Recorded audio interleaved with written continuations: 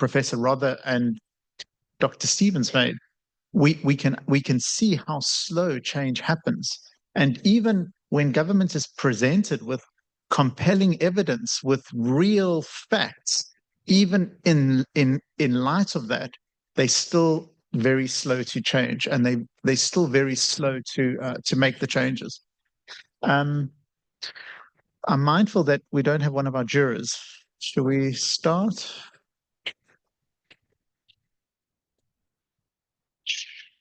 I'm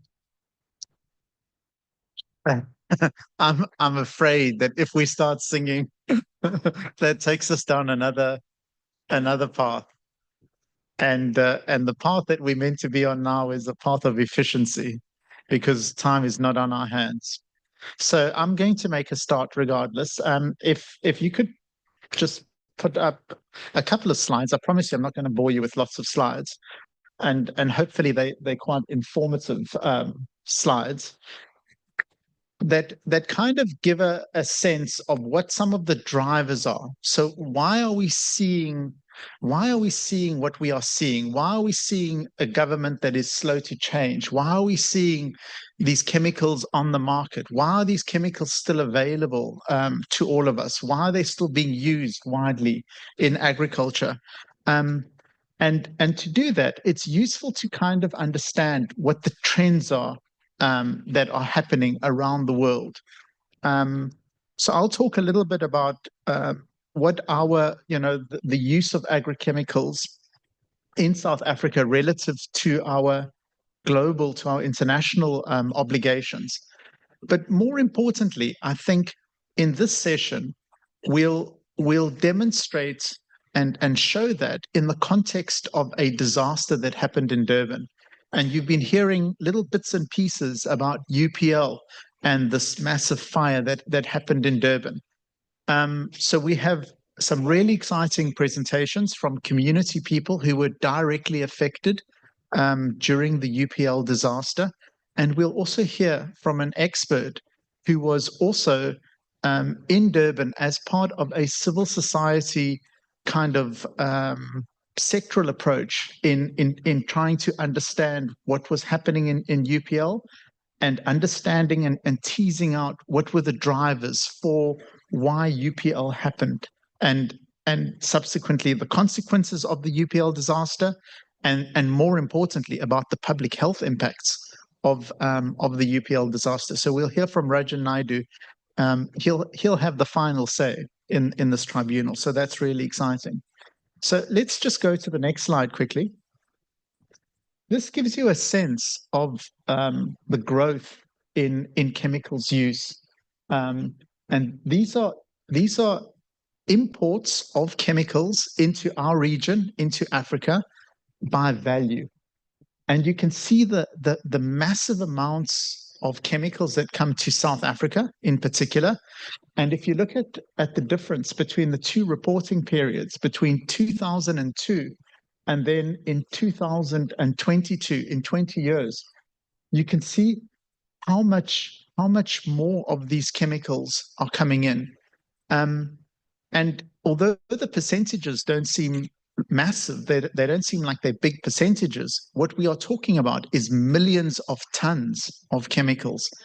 And that gives you a clue of the scale of the problem that we are faced with. So South Africa is a massive importer of chemicals. Not all of the chemicals are used in South Africa. South Africa, to an extent, and in particular the port of Durban, serves as a conduit to the rest of Southern Africa. So if Botswana or Zambia or Malawi or Lesotho or Swaziland, if they want to import any of these agrochemicals, agrotoxins, it mostly comes through South Africa. And to an extent, that's one of the reasons why we understood, or it's one of the reasons why the scale of the UPL disaster was so massive, and also gave us better information and a better understanding of the flows of these the chemicals and what's driving them. Let's go to the next slide. So just quickly, in terms of our global obligations and how they relate, to having good control, safe management of chemicals and waste is the vernacular that's used in international fora. And you've got these handouts as part of your pack, so they will give you a lot more information. But in particular, if we look at the slide, it kind of, to an extent, exposes some of the frailties of these conventions. So the Rotterdam Convention is not about banning chemicals. It's just about prior informed consent. It's just about permission to import or to export if a chemical is listed in the convention. So if a country has banned a chemical in their country, or if it meets the criteria of the convention and they want to export the chemical, the idea is that they have to notify the country that's receiving the chemical, and they have to say, there's been a request to export this chemical, so let's stick to turbophos. There's been a request to export turbophos from Europe to South Africa. Do you consent? Do you give us permission to import, to receive this chemical? So it's not even an onerous condition in terms of the convention. And the idea is that countries can make informed decisions. They can make good decisions about receiving a chemical. Now, we all know what the harmful impacts of turbophos is, and turbophos could be replaced with any other harmful, highly hazardous pesticide that we are talking about. It could be the same thing. It doesn't have to be turbophos.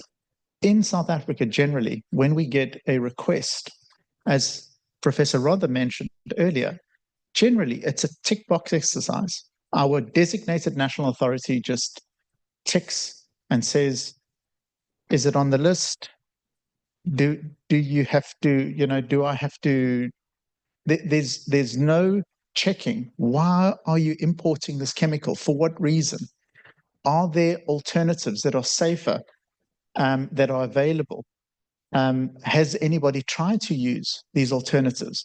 There's no application of what the convention was intended to do, which is not just to notify, but to provide countries with decisions, with information, so that they can make informed decisions. So that informed decision-making process is not happening. But if you can go to the next slide, please. So we saw 37 pesticides there. The Stockholm Convention, it specifically aims at chemicals that meet these 4 criteria that are high toxicity, persistence, they remain in the environment, they don't break down easily, they can accumulate in food, and they can travel long distances in air, in the currents of the water and in the air. But it only covers 31 chemicals. Now, we saw 30-odd chemicals Rotterdam, 31 chemicals Stockholm. How many chemicals do you think there are out there in the world that are listed in databases that speaks to hazards and harmfulness to people's health?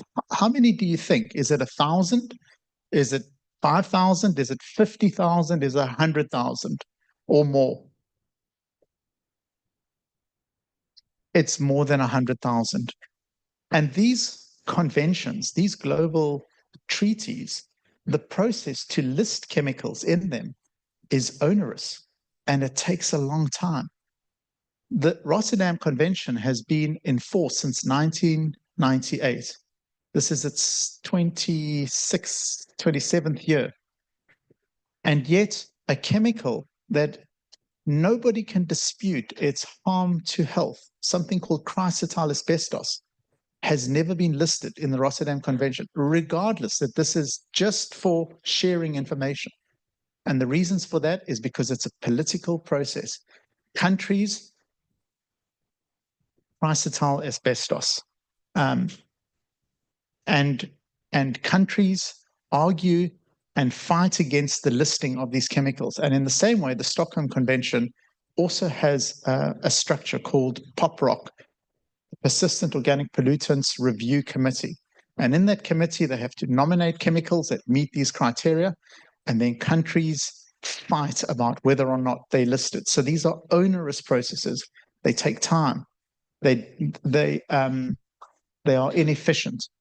So the story that I think I'm trying to tell you is that we can't rely on these to protect people's health.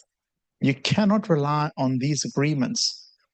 We should be able to. They provide the framework for us to do so, or they give us guidance in how we should be doing it, but they don't protect children on the ground. They don't protect us from the stories that we've heard. Let's go to the next slide quickly. So we did some research together with an NGO called Public Eye. They are a Swiss-based NGO that have been around for over 50 years. They do some really good work. And together with Greenpeace's research team, Unearth, we did some research about the movement of banned chemicals that were exported by the EU just to South Africa in 2018. The only reason we got this information was because we had to submit a promotion of access to information. We had to go through a PIA process, which is in itself onerous and takes a long time. But we managed to get the information for 2018. And this is what the information told us. It said that we are the ninth largest importer of these banned pesticides that are exported by the EU. And 11 different banned pesticides were exported to South Africa in 2018 alone. Let's go to the next slide. And this is all in your dossier, just for the jurists. It's A3 point B. So if you want to refer to this information, I've just highlighted some of the information that came out of that investigation. And just to put it into context, UPL, this big multinational company in Durban, was storing all of these chemicals that are banned in the EU and exported to South Africa. So you can see the massive quantities: 40 tons of paraquat, 150 tons of atrazine, 36 tons of chlorpyrifos, 19 tons of turbofos, a couple of granules that a granny mistakenly put as pepper on a child's sandwich killed that child. So, it just kind of puts things into perspective. The volumes, these are the flows around the world of these chemicals. And you can see a lot of where they're banned in the jurisdictions within which they're banned. So let's go to the next slide, please, which I think is the last slide. Oh, there's two more slides. In this global kind of framework for the safe management of chemicals and waste, this is the work that Andrea and I do. The countries that come together argue a lot about the things that they should and they shouldn't do. But one of the things that they agreed on in 2016 were these 11 core elements for the sound management of chemicals and waste. And each of these 4 elements, you've heard bits and pieces from the different experts about them and about the failures in those core elements. And Rajen is going to speak specifically about UPL and where in these core elements there were failures in UPL. I'm just going to outline a couple of them and just reinforce things that we've been saying. The first is that we have to have legal frameworks to address the life cycles of chemicals and waste. We have to have a law, or we have to have laws that speak to chemicals and waste management. We've heard that our laws are fragmented, 15 different pieces of legislation. I would put it to you that is deliberate by the industry. It's you could describe it as corporate impunity, because by having that fragmentation, it gives less control to have an oversight of where the chemicals are coming, where they're going, how they're managed in their full life cycle, how they're transported, how they are stored. There's not one agency responsible for that. It's broken up into different pieces. And because of that, we have failures in the regulatory system. We've heard about enforcement and compliance. We've heard that from Professor Leslie London. We heard there's one inspector in the whole of the Western Cape. Imagine you would need one inspector just for this area here, looking out the window to regulate what happens in agriculture just in this area. You would probably need one inspector to see how the chemicals are stored, how they're managed, how the containers are managed at the end of life, whether or not people are using the containers inappropriately, whether or not workers have access to PPE. All of the things, think of all of the stories that you heard. Think of everything that people said. You need somebody to check and to make sure that that is happening all the time, so that chemicals aren't being misused or that chemicals aren't affecting people's health. You need information. Professor Andrea and Dr. Cindy spoke about how information is made available and how people understand that information, and the failures in not just providing information, but the failures in understanding information, and the importance of that. And just let's go to the last slide quickly, just so that people can have a quick look. The top one is really important, because if industry don't participate, and if industry don't have a real sense of their responsibility throughout the life cycle of a chemical, in the Western Cape, in fact, here, not in Stellenbosch, in Paarl, there is a big Yara factory. Who knows the Yara factory, the Yara facility where they mix in Paarl? In that factory, they don't take responsibility for the full life cycle. When they sell those chemicals, their responsibility ends right there. And because of that, there are problems following on. So we have to make industry responsible right throughout the value cycle of the chemicals as they move through society. We have to strengthen our poison sensors. Dr. Cindy showed us a graph. Remember with the bar graphs, how there was information from Gauteng, there was information from KZN, and then there was some information from Mpumalanga, but the rest of the country, there was no information. So we have big gaps. You can't tell me that there's no information from the Free State. And we need to address that, yeah. So I'm going to leave it at that. Bongani is going to come up and he's going to contextualize. He's going to tell us the story of UPL. He's going to give us an overview of that story. And then we're going to have 4 presentations of people's lived experiences of what happened to them during that fire. And then Rajen's going to conclude the session. Please.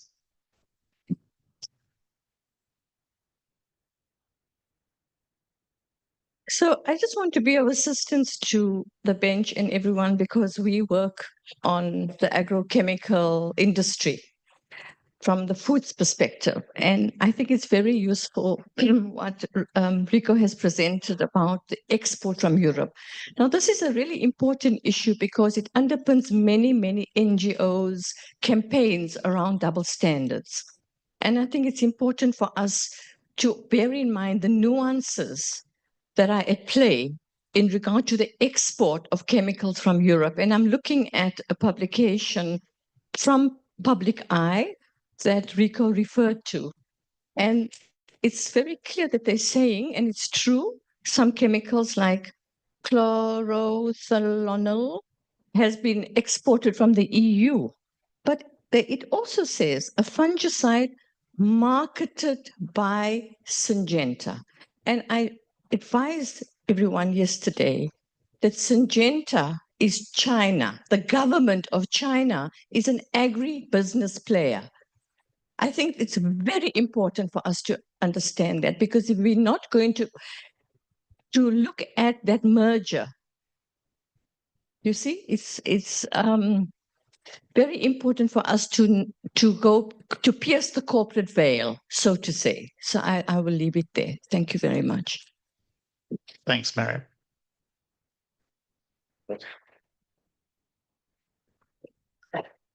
Greetings, everyone. Forward with people's struggles, forward. Forward with farm workers, forward. Forward with progressive jurors, forward. Amandla.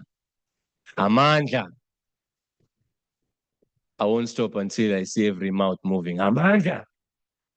Thank you. Ngiyabonga. My name is Bongani Mthembu. As I've said that I'm a shy guy. My 10-year-old always say, Dad, you know, being shy is not a good thing.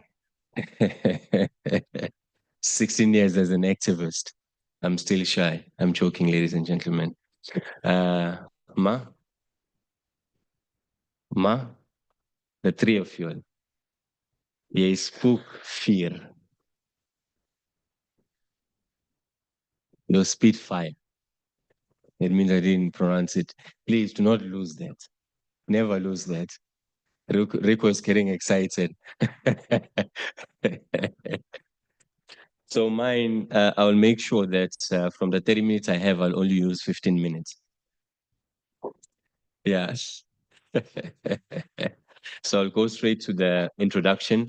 Rico has done justice in terms of doing introduction in regards to the UPL, the culprit that is based in Durban. So for me, it's just to do the introduction overview of the UPL Konobia fire and the impacts of Blackburn and Blackburn village, as well as the Phoenix Fisherfolks. We are here today because hazardous pesticides and herbicides were stored unlawfully at the UPL facility without knowledge of the neighboring communities.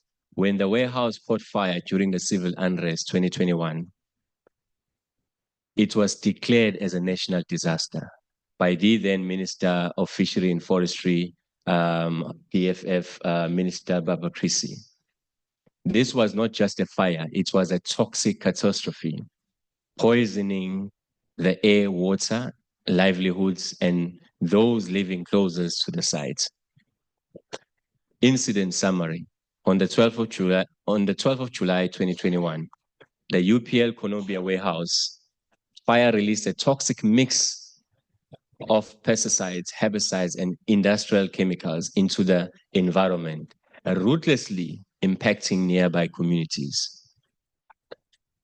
Main affected groups, Blackburn village community, as the closest fence line community.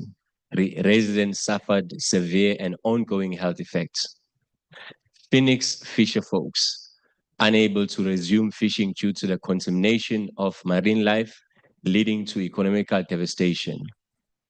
Core issues, health risk, long-term exposure concern with respiratory illnesses, skin diseases, and chronic conditions. Economic hardship, small-scale fisher folks unable to return to fishing, losing their primary income livelihood.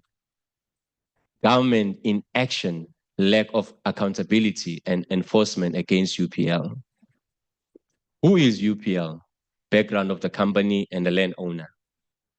UPL, a global agrochemical giant called United Phosphorus Limited, is an Indian-based multinational corporation specializing in pesticides, herbicides, and industrial chemicals.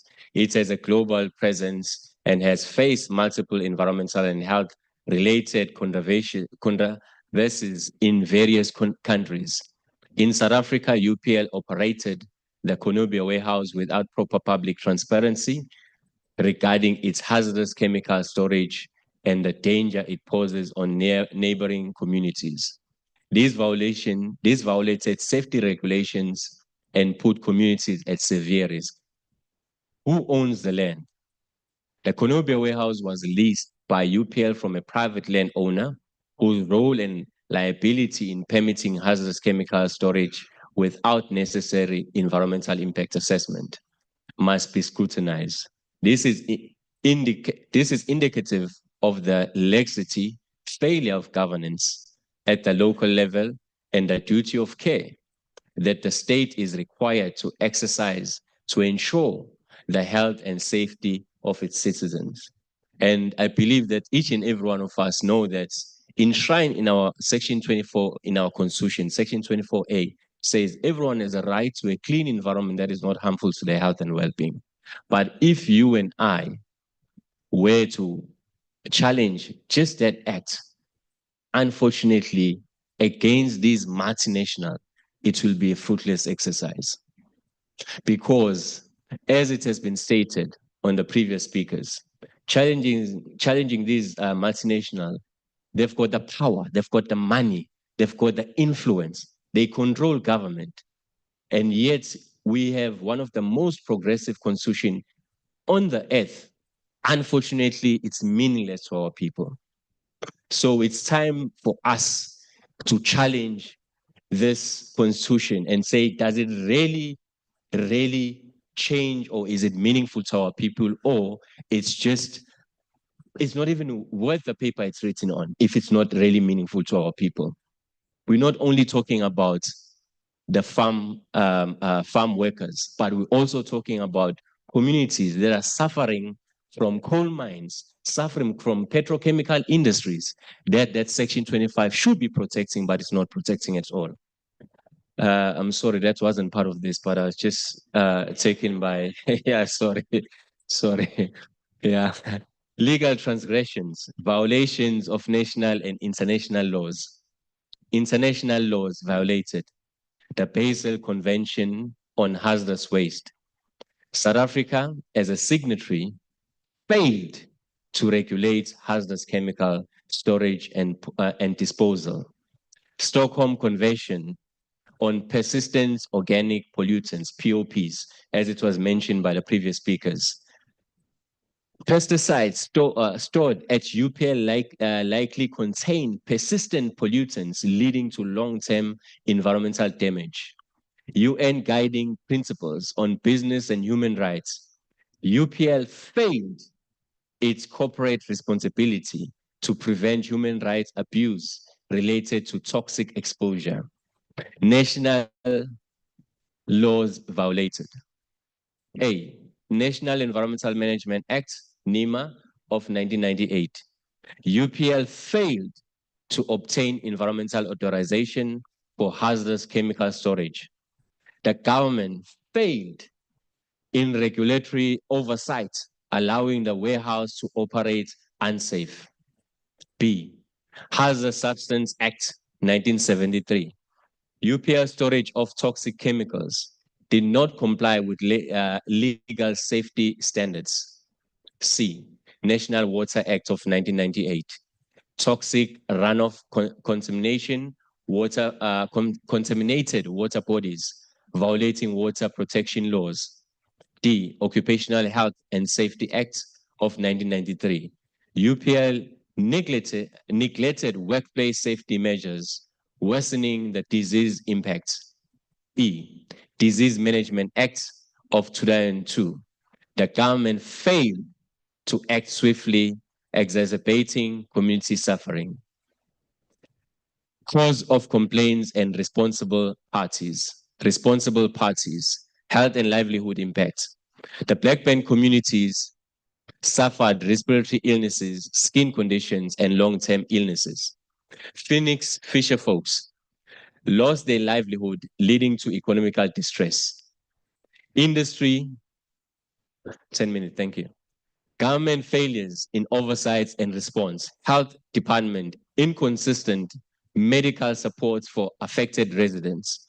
Pollution control authorities, inadequate monitoring and enforcement. Green Scorpion, insufficient legal action against UPL. KZN ATIA and the MEC for Economical Development, Tourism and Environmental Affairs, lack of effective intervention. The key speakers and their testimonies, it would be the guys from the Fisherfolks and Blackburn. Blackburn community representative, Babalo and Mcebisi. Resident from the Blackburn community will give evidence on the following: lived experience of chemical exposure and ongoing health struggles, impact of families, including children, elderly residents, lack of access to adequate medical assistance, health issues affecting or hindering them of employment opportunities. Both will testify that in July 2021, during the looting or the civil unrest in Durban, the UPL warehouse was set on fire, releasing toxic smoke that reached Blackburn community and the surrounding communities. People from the communities experienced severe respiratory diseases as well as other illnesses. So I will skip some of the stuff because they'll be actually talking about it. The Phoenix Fisherfolks representative, Uncle Bob and Zameer, subsistent fisherfolks, will be giving evidence on the following: loss of fishing livelihoods, leading to economical insecurity, unemployment and lack of alternative income, ecological damage, preventing fishing activities. Uncle Bob and Zameer will testify that the explosion fishing along the KZN coastline noticed dead fish floating in the water. The following day, as the issue persisted, they were chased away by security personnel that they became aware of the disaster. The affected area of the disaster spanned over 45 kilometers of the coastland and the Umhlanga River. Legal case update. On pending cases against UPL, joint case amongst government bodies, local and provincial, no movement at all. There was a joint case that was done amongst local, provincial, and unfortunately, there's no movement at all. 3 years towards 4 years later from the disaster, no movement at all. Government legal obligation to affect communities, joint case, community, individuals, and NGOs. So there is a current case that is going communities that were affected, as well as NGOs such as SETSI. There is a separate case that we have embarked on. Environmental expert testimonies, health risk for chemical exposure, long-term soil, water, and marine ecosystem damage. What we seek from this tribunal, the affected communities demand justice and accountability from UPL and government bodies, medical recognition, healthcare for Blackburn residents, compensation and economical relief for Blackburn and Phoenix fisherfolks who lost their livelihood and employment opportunities, strong environmental regulations to prevent similar disasters. Why this case matters: set a precedence for holding chemical companies accountable, ensure government agency enforces environmental and health protection laws, desired outcome, recognition of the health crisis in Blackburn, compensation for affected communities, stricter regulations on pesticides and herbicides storage in South Africa, if not banned. We are seeking for the ban of these pesticides, not even stricter regulation, banned. In conclusion, today we will hear directly from affected communities, the Blackburn residents who will share their lived experience, as well as the communities of Blackburn about the disaster, how it robbed them of their livelihood and the way of life. This tribunal must hold both UPL and the South African government accountable, ensuring that such disasters never happen again. Ngiyabonga.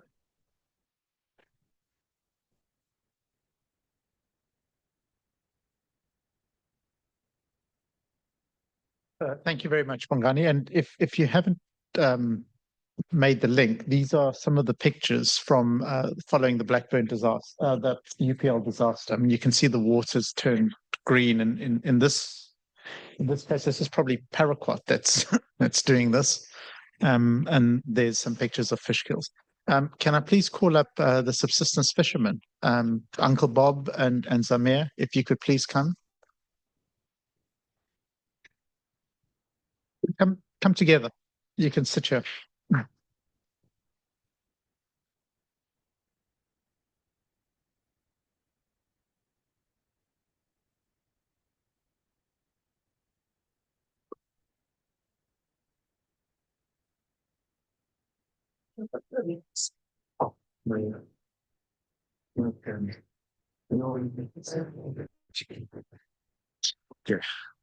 Good day to everyone. My name is Zameer.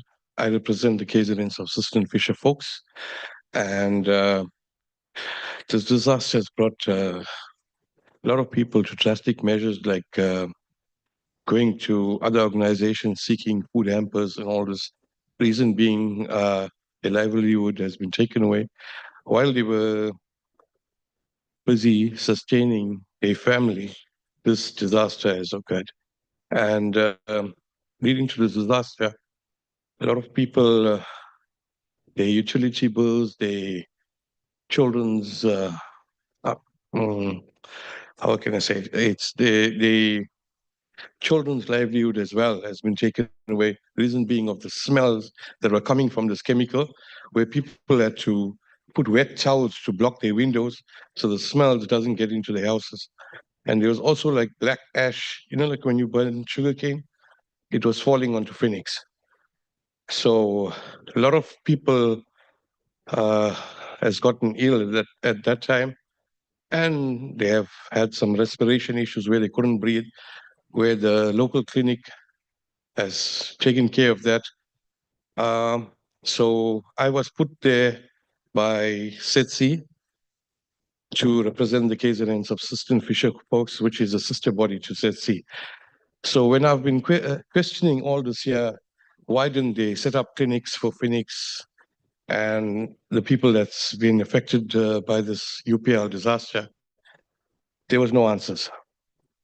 Every time we've been questioning, there's no answers. So when the Minister of Forestry and Fishery has come, they have asked us to make which is called a multi-stakeholder forum, which I've been party to. And that's where most of the question has been asked. And we've been misled in many ways, which I've picked up. They even brought scientists to try and cover up what the chemical have done to the fisher folks, where the fish were floating on the shoreline. And so the scientists has come up, just like how we got the slide here. They've been sliding stuff on the screen.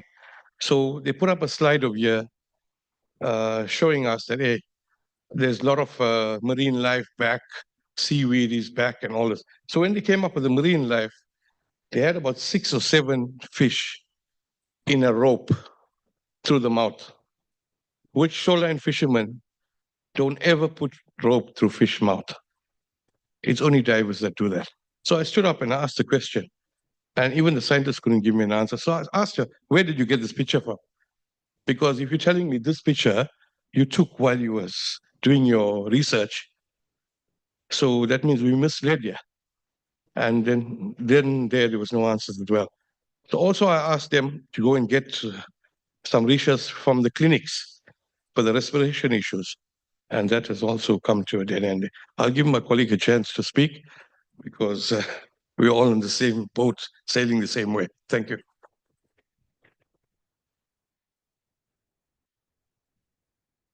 Thank you, guys. Thank you so much for giving us a platform to air our views and to make our struggle known to one and all of you. My name is Bob, as I'm known to the fishing fraternity, and I'm part of KZN Fishing Forum, and I'm we sister body to SETC South Durban Community Environment Alliance. Our core function is to educate people and mobilize them and make them aware of the atrocities perpetrated against us. So I'm going to cut through the chase, yeah, because our colleague has already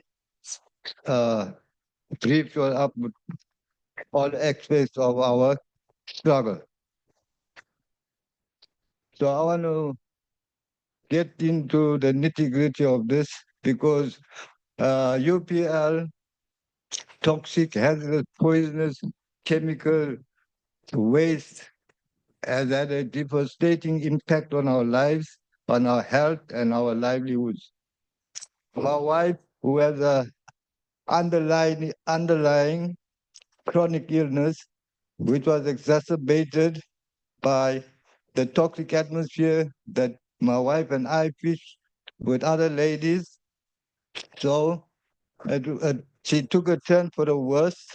So I had to rush her to the hospital where she was hospitalized. And now, on a continuous basis, day in, day out, every second day, I have to rush her to the clinic for nebulizing, to get oxygen, get prednisone, and other treatments to alleviate the breathing problem which he sustained owing to the fishing.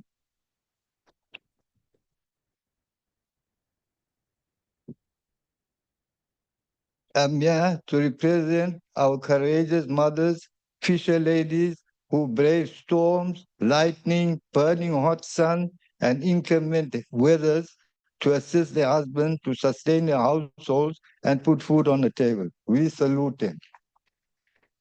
The UPL toxic, hazardous, poisonous chemicals spill, with its devastating effect on our health and livelihoods, with many of them inheriting suffering, respiratory ailments, and now have to use inhalers to assist them breathe.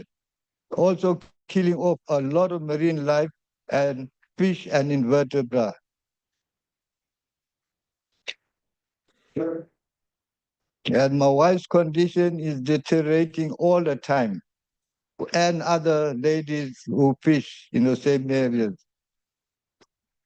Owing to acute illness, my wife was supposed to represent our ladies from the KZN Fishing Forum, but because of acute illness, she could not make the trip. So I am representing the lady fishers from KZN who are also feeling the effects of this toxic atmosphere what they're breathing, because that is their livelihood. They got nothing to turn to. Like our poor farm workers who's going through hell to just eke out a living, and we going through the same struggle. So my sympathy lies with you all as well.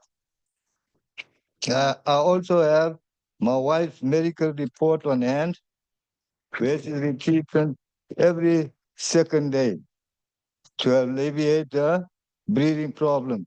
Now, there's a time that she may not recover. She might not recover because that's the way we're living today, because who knows if she's going to recover, because she's so bad, she cannot even breathe. And so lucky the clinic is near, so I've got to keep rushing her every day as soon as. But sometimes there's a chance she won't come back to us, like the other people who is suffering through the same breathing problems with lung disease, with cancer, and all that. Now, someone has to be held accountable for it. You can't let them get away. So I leave it in your capable hands. We're relying on you all to give us some good feedback on what you're going to do for us, because we are in a precarious position and our family don't know how long they're going to live, because it is hazardous, it's poisonous, toxic, and it's something that's not going to go away. Because what I would like to ask a doctor, especially basically for our farm workers, is there any cure for them? Is there any comeback for them? Are they living to die? That is not fair. Everyone is healthy and living well, But our poor farmers are going through such torrid time. It was so sad to hear. If I could cry, I could have cried for it. Because they're losing their children. They're losing their family members. They're standing on their own 2 feet. And they are held under blackmail. Because it's blackmail, because the farmers know that these people got no alternative. They got no work. They got no other source of income. So you have to work for us and die. Don't work for us until the right. That's all. Thank you. Thank you, Uncle Bob.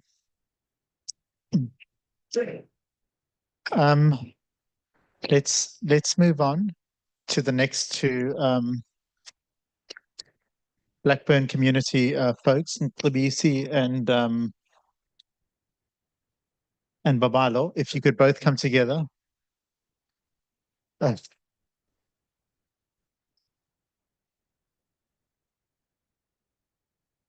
then we'll take questions from the bench after that.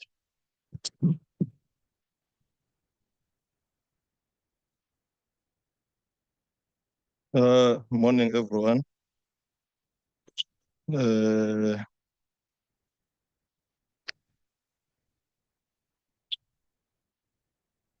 My name is Babalo Masiphula from Durban. I'm representing Blackburn village, closest village to UPL Warehouse in Konobia. I think in 40 minutes I will only spend 30 minutes. Because yesterday I saw people were given an hour to present. So that is why I'm going to use only 30 minutes. I won't go back to what my colleagues has presented, but most of what I was going to present here is already presented by my fellow colleagues. But just because I'm representing the community of Blackburn, I have to say something, because my people have affected by the smoke that was coming from UPL on the 12th of July, 2021. I think you remember when your former president was jailed, people from KZN and Johannesburg, if I'm not mistaken, they started to do what you call a looting. It's when this UPL thing was burned down. Remember, the people or the surrounding areas of UPL didn't know what was stored inside the warehouse, because even the people of UPL, when they came to Konobia, they didn't even call the meeting of the surrounding areas to let them know what is inside there, because even the employees that were working there, I think 99% of the employees were coming from other areas. I think we had only 2 people who was employed to work for UPL, because our people were working there during the construction site. Only after they finish, they just take them out and come with their people. So there was no induction, there was no orientation or of some sort to let us know of what is inside there, so that if there is something that is dangerous, we play away from the warehouse. So we didn't know. Even the time the guys were doing the looting, they didn't know what is there inside. I think they wanted to see what is inside by putting the fire on it, of which there was something that was very dangerous inside.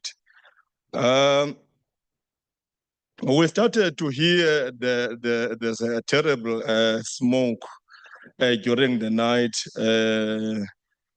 first day of the looting, of which it was a smoke that it will be like somebody is burning tires or stuff.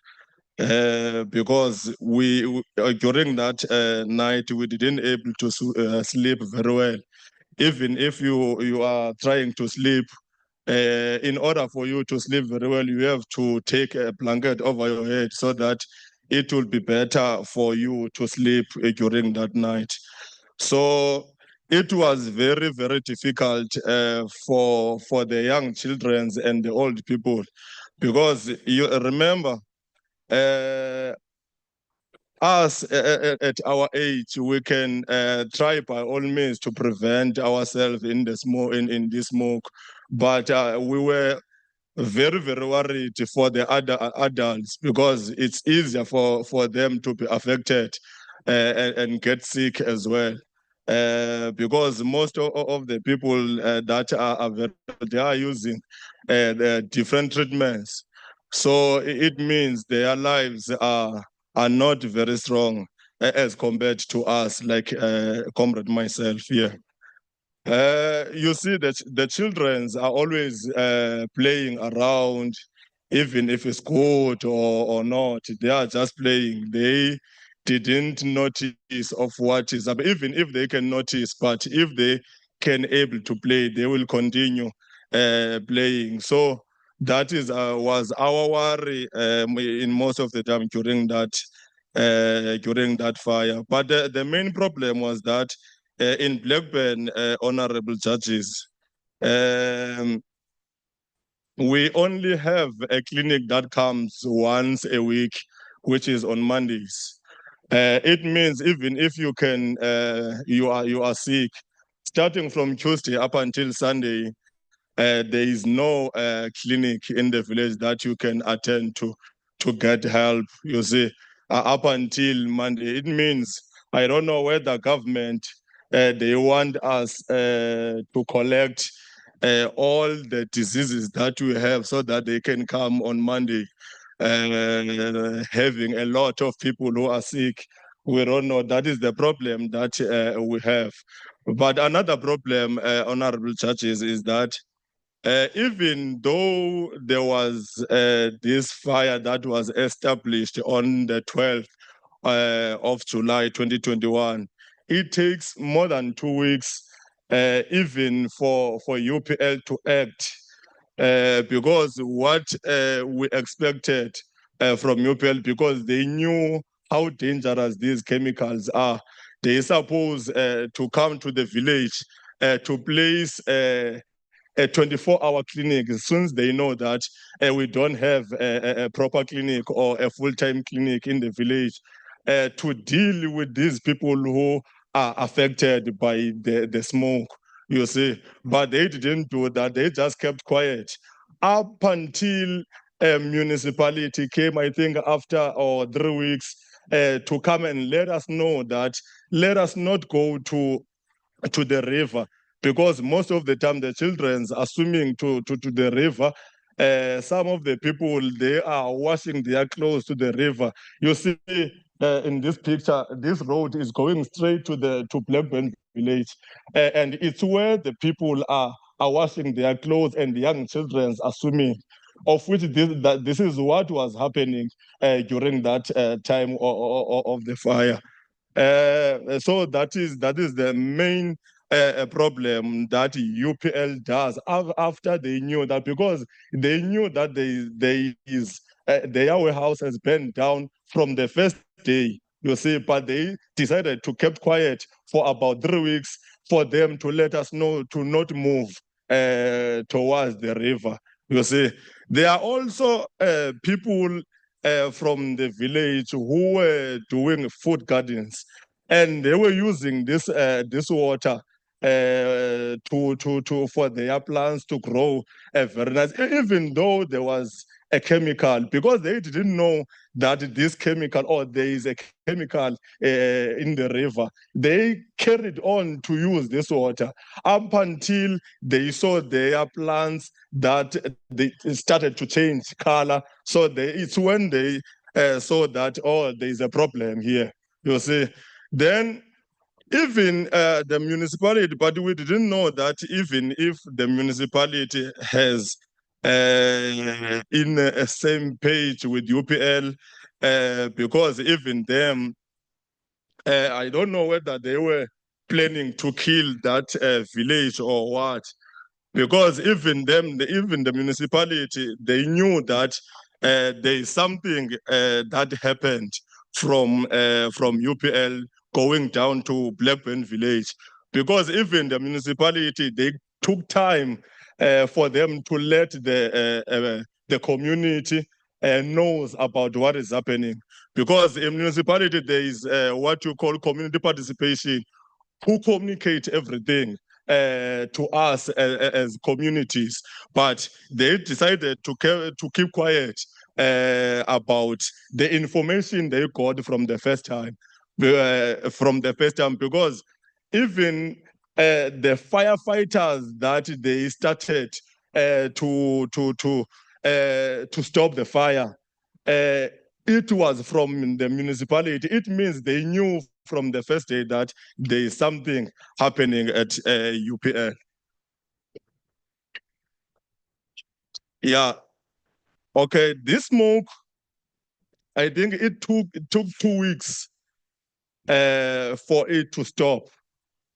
So it means in these 2 weeks, people of Blackburn who were suffering under it means they didn't sleep very well in that 2 weeks. So even the firefighters were failing to stop the fire for about 2 weeks. So we were suffering under that situation for about 2 weeks. So one other thing that happened in the village, there were people, more especially ladies, because most of the ladies that are living there, they are married. So most of them during that time were pregnant.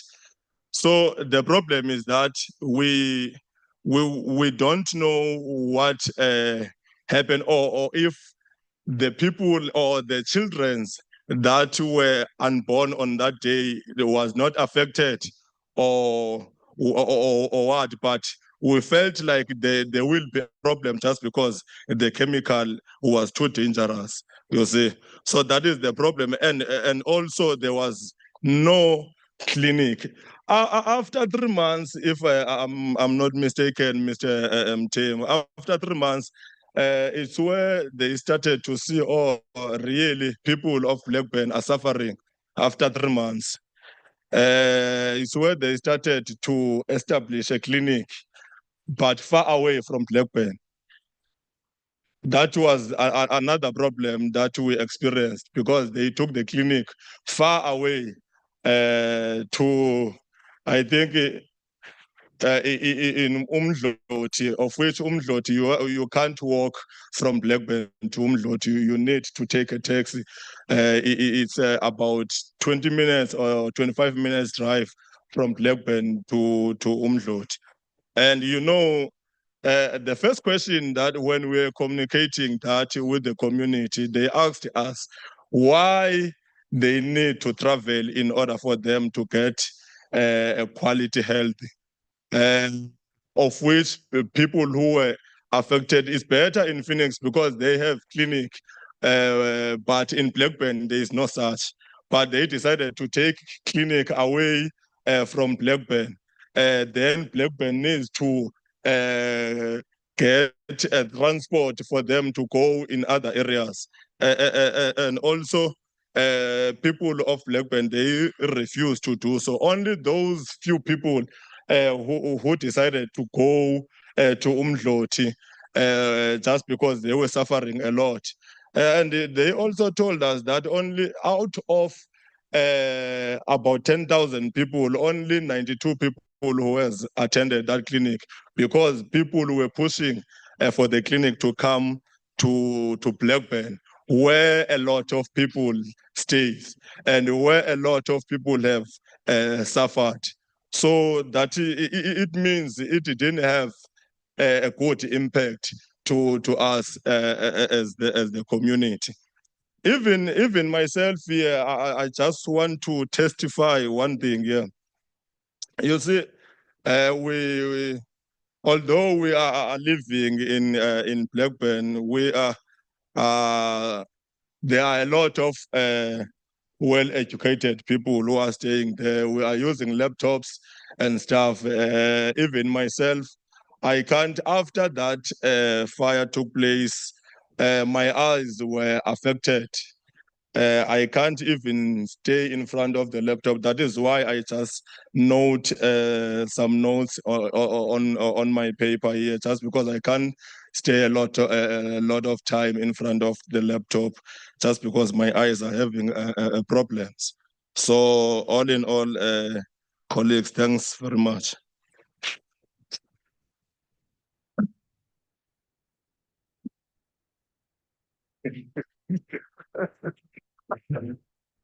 Greetings, everyone. My name is Mcebisi. I come from Durban. I would like to appreciate the opportunity that I have been given to share my story about the impact caused by the chemical company called UPL in July 2021. It was a midnight and there was a terrible smoke coming in my house. I could not sleep because the smell was strong, like a small opening tires. Then in the morning, by the time everyone is awake, I spoke with my neighborhood as normal as we do. I found out that all of them had the same issue of hard sleep. I contacted my other side relatives on the other side on the community, since it has two sections. And they told me they had the same issue, just like us on the other side. We do not have electricity and water for about a week after that accident, and my partner collected water from the river to do washing and drink that water without knowing it was contaminated with chemicals, since she was not at home by the time. I arrived and started to have a running stomach. Just after a few hours after I have drank that water, I end up having painful pains, which was something new ever since I was growing. On the following day, pains were worse and it was hard to sleep since there was a terrible smoke and stomach pains. At the same time, I went to the nearest clinic and I was transferred to the hospital immediately. After a few checkups at the hospital, I was told that my inner intestines were twisted with one other. The doctor, no, sorry. I was transferred to the hospital immediately. Checkups. The hospital told my inner tests were twisted with one another, and the doctor told me that in order for them to resolve my issue, they need to operate on my stomach. I communicate with the doctor about intensive resolution. Since I'm still young, I was concerned about the side effects of being operated, since always hear other people talking about it. I was lucky because the doctor provided me with other medication and I used it. After 2 or 3 days in hospital, the doctor come back to the same check-ups and I was cleared to go back home under some sentences conditions, and I used to play football. I was told to stop playing football. That was one of the conditions, just to the name few. I even now feel same pain sometimes and whatever I pass by the control dam, which was established by the company for cleaning the river, I still feel I still feel that terrible smell. My lifestyle has changed. I can't tell you, but I'm glad that there is a platform for us to share the challenges that we are facing in our daily lives. And it's not only myself, there are many others are struggling with different challenges. Thank you.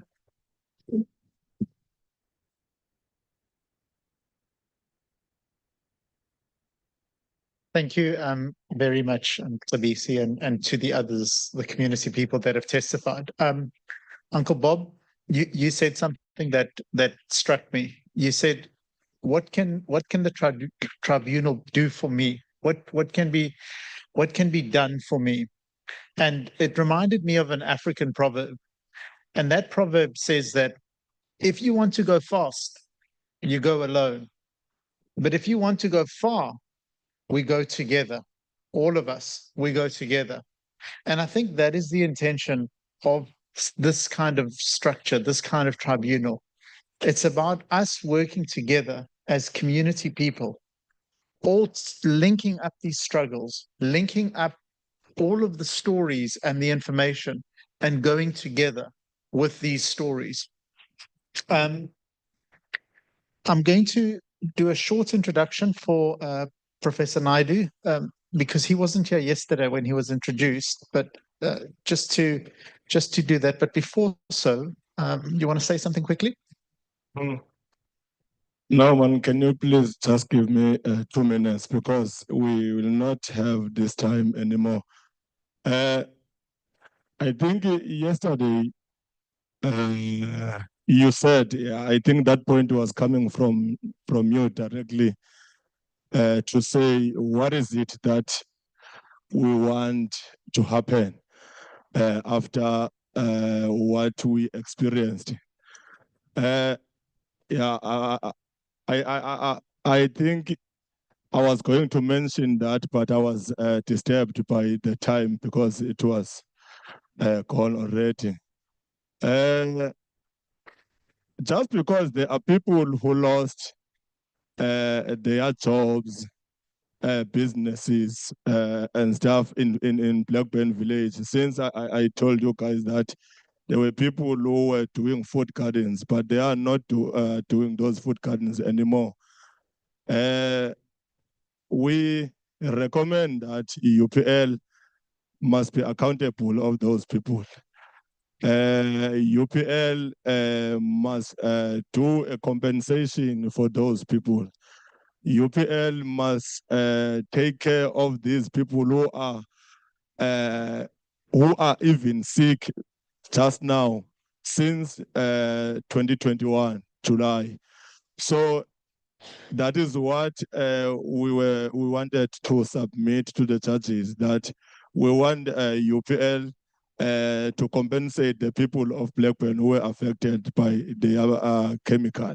And also there are people who are no longer getting jobs, since you know that in the surrounding areas, there are mostly a construction site where people of Blackburn are working too. But the problem is, before you get the job, you go through a medical test, and the people of Blackburn, most of them, they are losing those medical tests, of which is something that you need to go through before you get the job opportunity. So that is why we are saying, as Blackburn Village, UPL must compensate those people who were affected by their chemical. Thank you. Thank you very much. Just to give some context, UPL has spent over R1 billion in cleaning up this mess. That's the visible stuff. But how much money has UPL spent on the community? Nothing in comparison. And 4 years on, in July, it will be 4 years. And I'll only say this because I know that Rajen wasn't in the last meeting where they presented the environmental monitoring. And there are 3 wells in particular where they do water quality monitoring, where the chemicals have persisted. And the one chemical that shows a massive spike in that well 4 years later, turbofos. It persists, it's remaining in the environment. It's a massive spike. But let me introduce Professor Naidoo. Rajen, if you'll come up. We're just rearranging the program a little bit so that we have our last presentation, and then we'll give the opportunity to the jurors, and we'll take a few questions from the floor before our closure. But we are really privileged to have Professor Naidoo with us. Not only is Rajen a medical doctor, but also a trained environmental epidemiologist, and also the head of his discipline at the School of Occupational and Environmental Health, and a really important person in community struggles in South Durban over the last 20 years. So thank you so much for joining us, Rajen.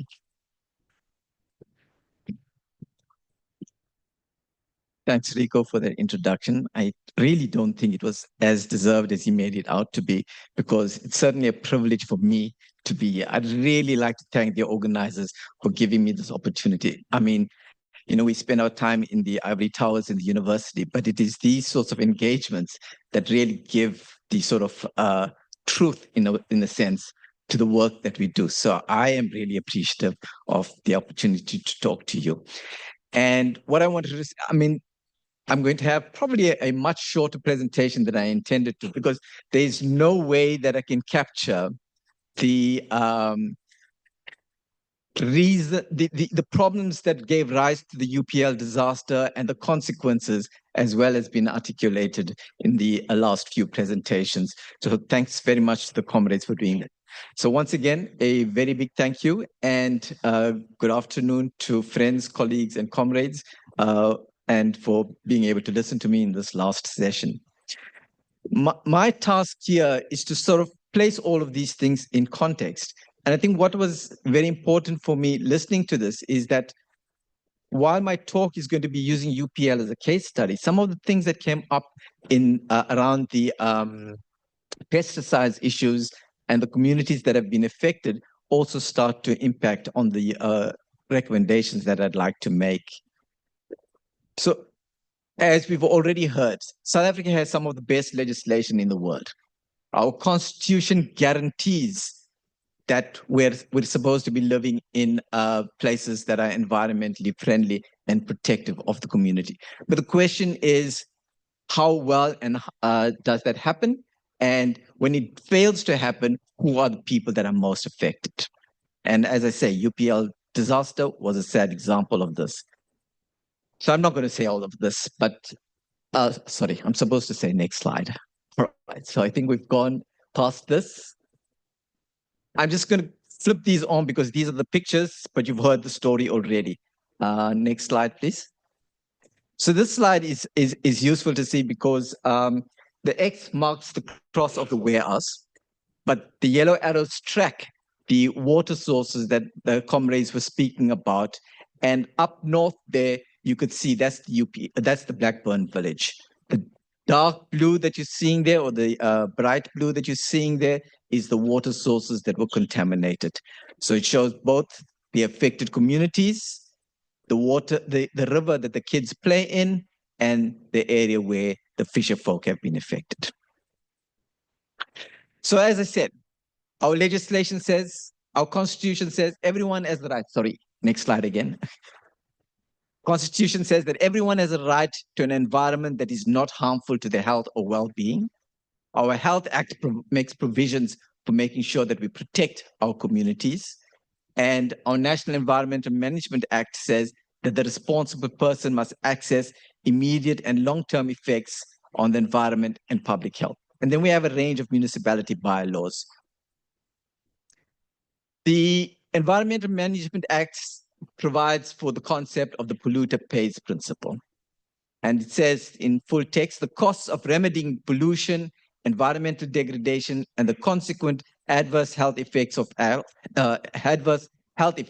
of preventing, controlling, or minimizing further pollution must be paid for by those responsible for harming the environment. And that's the sort of key point that I want to speak about today.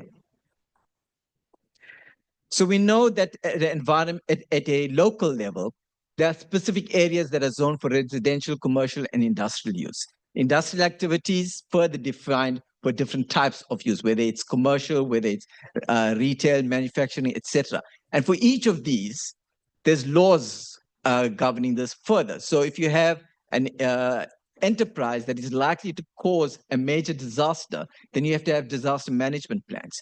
You have to have major hazard installations if your environment, if your activities are likely to impact on that. Arising from this sort of managed basket of legislation, a number of important questions arise from the UPL disaster. I'm just going to show this up on the slide, but I think all of them have been far better articulated. Clearly, UPL was in breach. So once again, these are the sorts of pictures that emerge. So these pictures, oh, I'm kind of way behind here. All right, we've gone down to the next slide. Yep, right. So this picture shows the burning warehouse, but clearly UPL was in breach. Next slide. So the key question is, how did this major multinational corporation conduct its business in a well-established metropolitan area? Now, this was not some far north, semi-rural town. This was a major metropolitan area in complete breach, but failed to attract the attention of any regulatory agency. If it had not been for those people that were involved in the unrest and uprising in Durban in 2021, we'd have probably continued with UPL in the same setting without knowing what was going on. Rico mentioned about the Rotterdam Convention. And we know that this was domesticated by our minister in May 2021, so a few months before the disaster took place. And clearly, once again, UPL was in breach of this regulation. But whether this was whatever, I think the conspiracy theorists amongst us may think otherwise. For some reason, in November, so May 2021, Rotterdam Convention is domesticated. July 2021, UPL disaster with a whole host of breaches of this regulation. November 2021, the regulation is suspended. Okay. I don't know, but let's just plant it there. So up to now, it is clear that there were serious breaches of already existing regulations. We know that this was happening. Yeah, so we can move on to the next slide. So we know that for whatever reason, it was either because, or clearly, the company was negligent. There was also maybe a failings on the part of local government to carefully monitor, and maybe to some extent collusion between government and the polluter. But there were laws in place to protect that. But the next point that I want to focus on is basically what are the weaknesses of our current framework. As I said, we have a constitutional guarantee about protecting the rights of people from environmental disasters. In doing some background research to this, I looked at some of the literature, the legal literature, which is not really my area of work. And speaking to our jurors now, it became clear that whenever on the few occasions that the Constitutional Court has actually heard issues related to the polluter pays principle, these have not been related to the health effects. So it's mostly focusing on economic effects and how do you address economic effects, not on health effects. So if you look actually at the NEMA and the sort of definitions and the characterization within the law, it makes almost no mention of how you redress health effects. So health is not even mentioned in that particular clause. So if we take this, unpack this principle about polluter pays, how does the polluter pay? So there's two mechanisms, I think, that sort of creates the groundwork for the polluter pays. Basically, the relevant government department claims the cost. So the government goes and redresses and claims the cost. So that may be one mechanism. But the other is the polluter taking responsibility for remediating the damage. And they does so through the appointment of its own service providers with oversight by government. As Rico pointed out, UPL has paid over R1 billion for remediation. In most instances, government resorts to option 2.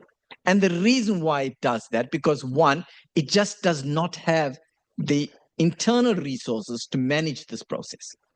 So what does it do? It hands over responsibility to the polluter to get things done. And the polluter then appoints all its technical advisors, appoints all its service providers to redress the environment. And in so doing, it says, well, government has oversight.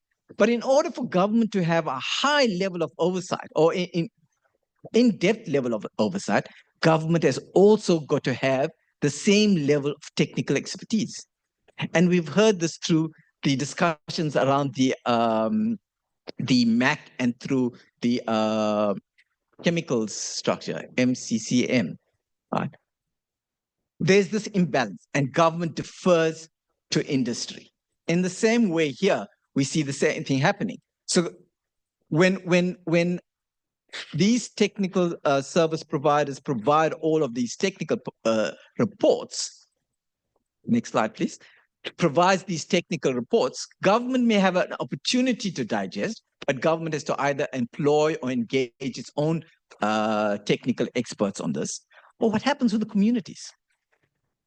The communities, yes, we're sharing the information. We have the multi-stakeholder forum. Here's the technical reports.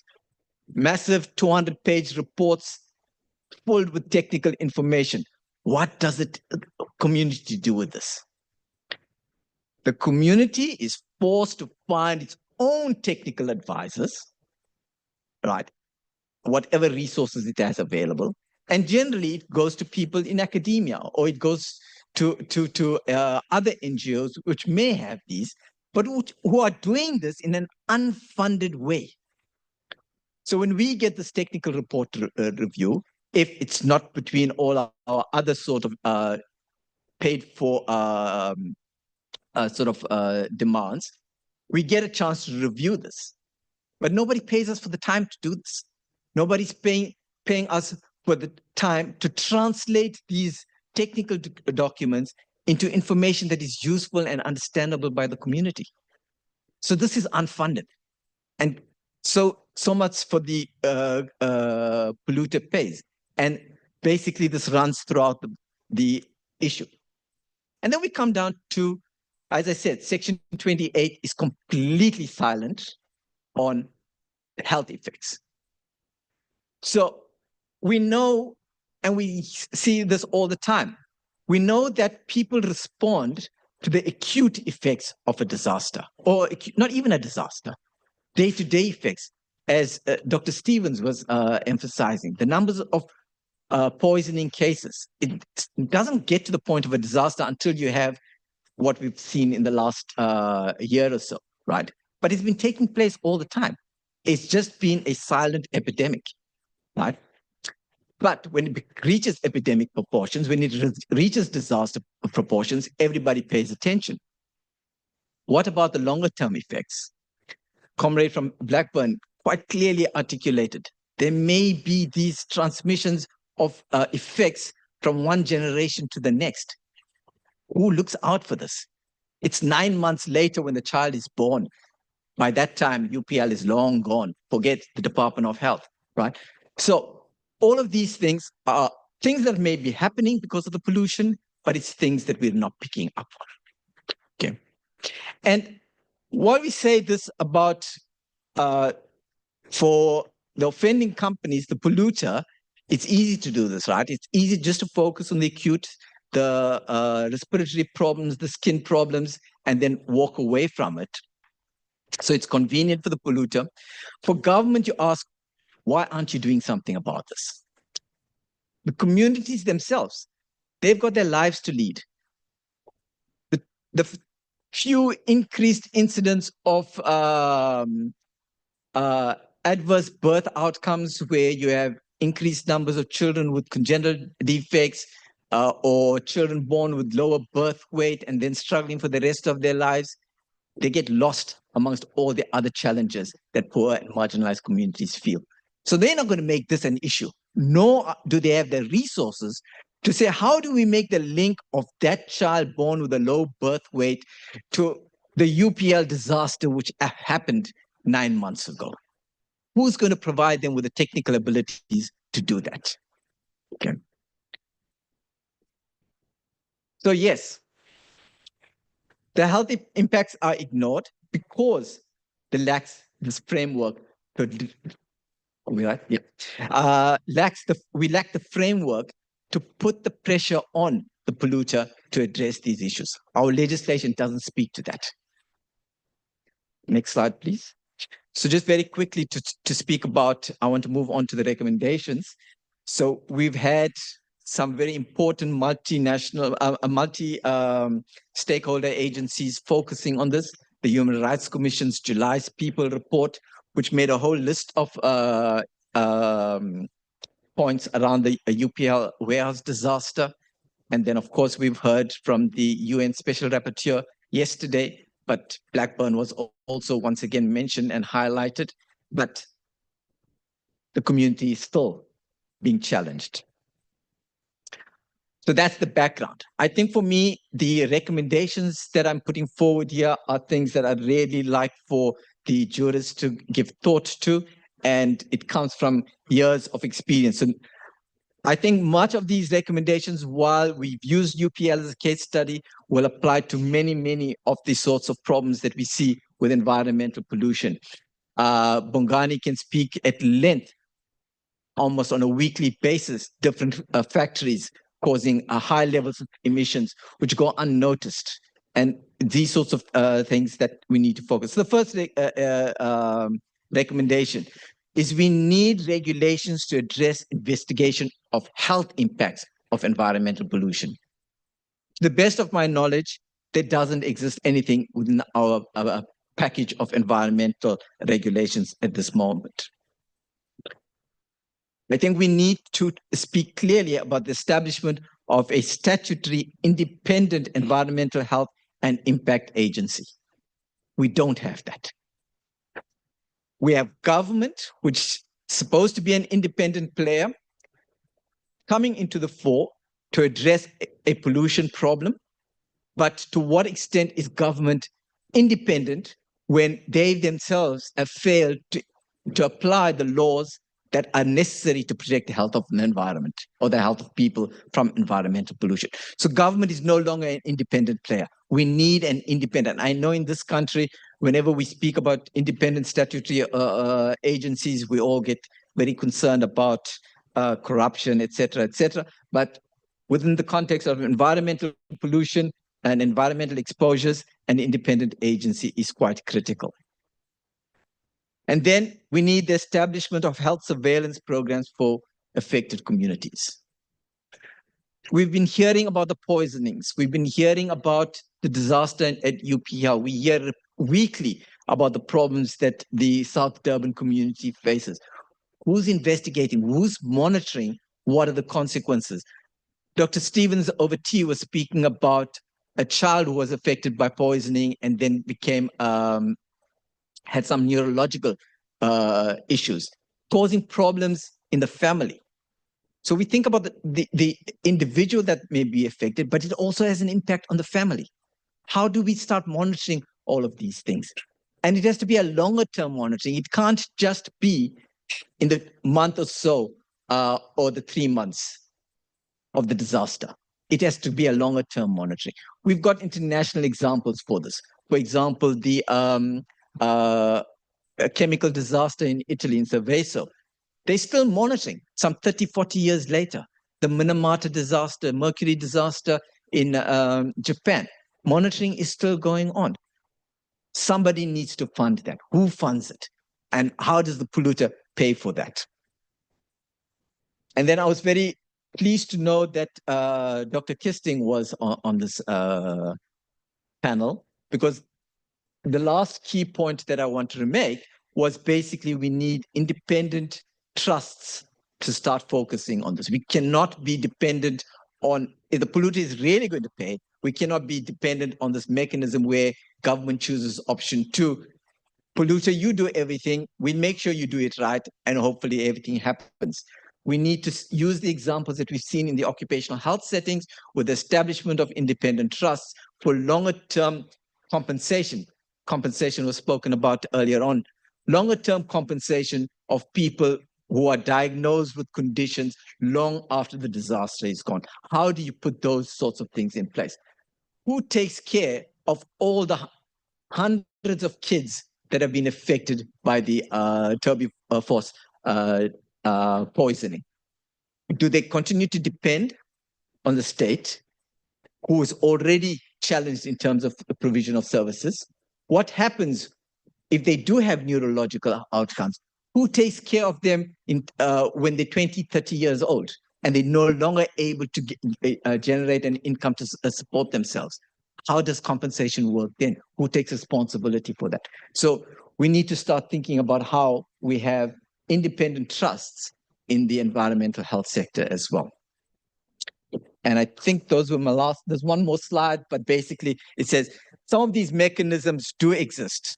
And it's a question of how we utilize them more effectively and possibly expand on some of the legislative frameworks. So just a conclusion slide. I think we have a healthy framework in South Africa. It's a question of us making sure that we implement these in a satisfactory and in a way that is useful and protects our communities. We need to make sure that the polluter pays principle is not just a statement in our legislation, but it is basically taking care of the affected communities. And then we need to start looking at how these unfunded liabilities are covered for through a longer term funding mechanism. Thank you very much for your time.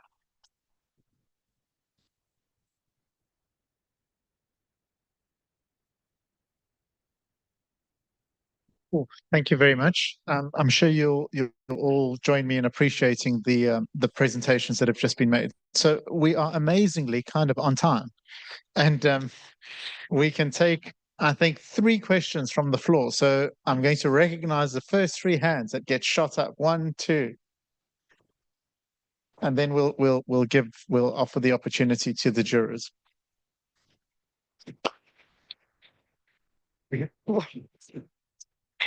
Goeiemôre allemaal.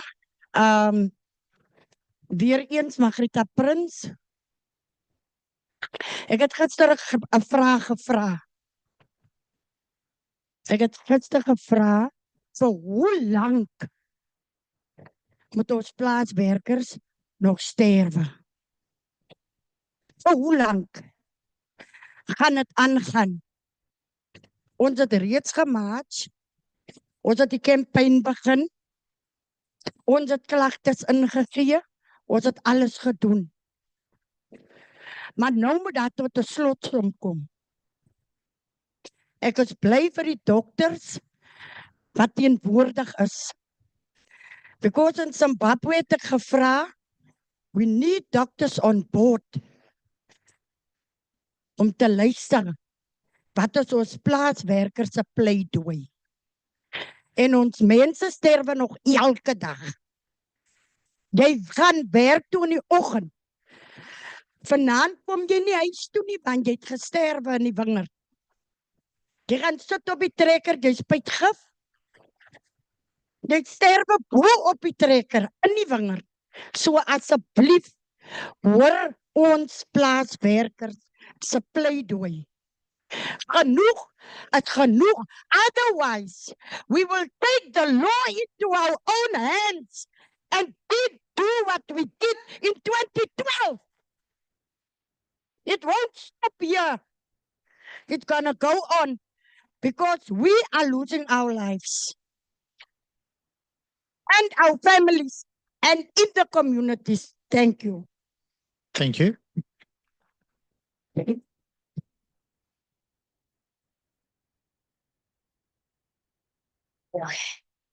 Hi, I'm Dumi, and I've been a volunteer with the Women on Farms project, and we've been investigating different pesticides. And what I really want to emphasize is the need for an independent environmental impact authority, because there's certain pesticides that you can't really track. For example, the pesticide that poisoned Auntie Dina, which is cyanamide, it degrades so quickly in the body that you can't then trace it with testing the metabolites. But then secondly, in Europe, they do have authorities that do independent risk assessments on pesticides. And what they found is with Dormex, even if you're wearing full PPE, you're still getting exposed 60 times what a human being should be exposed to that pesticide. So yes, we need an independent body, just as in the medical field, we have SAPRA to regulate the pharmaceuticals. We need something like that for pesticides because, we do need that independent information. Thank you so much.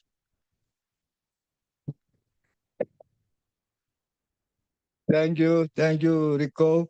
We as activists with our communities stop Shell and BP in their tracks when they attempted to explore for gas and oil of our pristine coastline.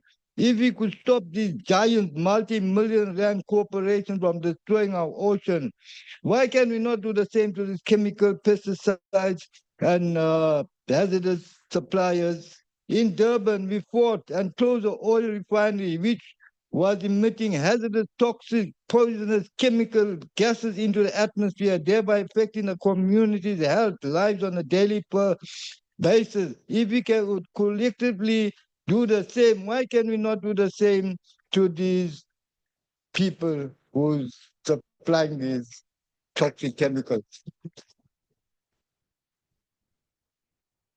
Thank you, Uncle Bob. One of the stated objectives, the aim of SETSI, the South Durban Community Environmental Alliance, when it was formed in the mid-1990s, was to close the engine oil refinery at the time. This monolith that nobody ever thought would ever be achievable. And yet today, the engine refinery is closed in South Durban. I want to give our jurors the opportunity to ask any questions from the testimonies that you've heard.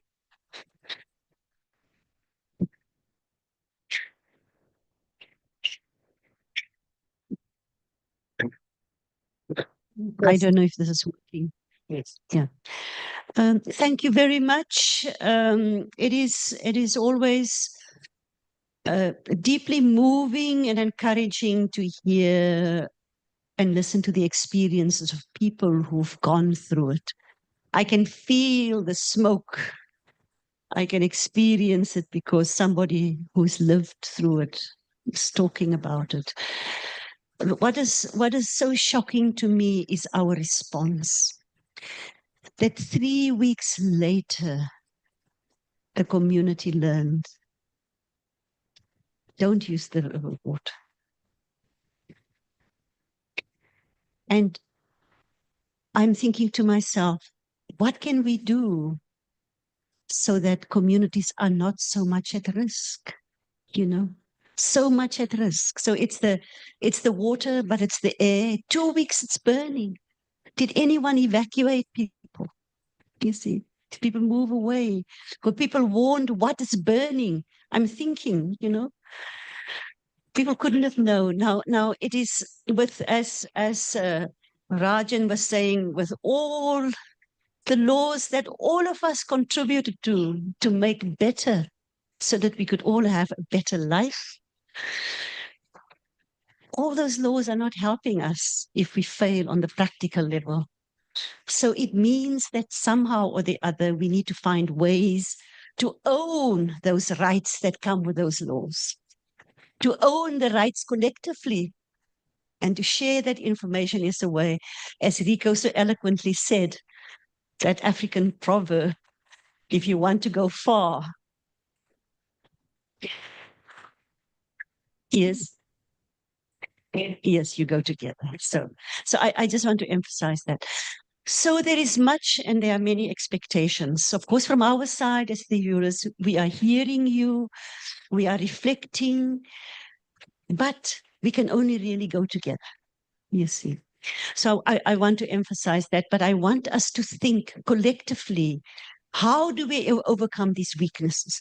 Because it's not just the things, the acute responses and so on, it's the chronic low dose exposures, you know, that we have to keep on testing and testing our people and things like that. So it's not as much as that I'm having questions for you to clarify for me. We have heard is that I'm just sort of off the cuff say to some of the things that has come to my mind as I'm listening, that our task is important, the togetherness is important.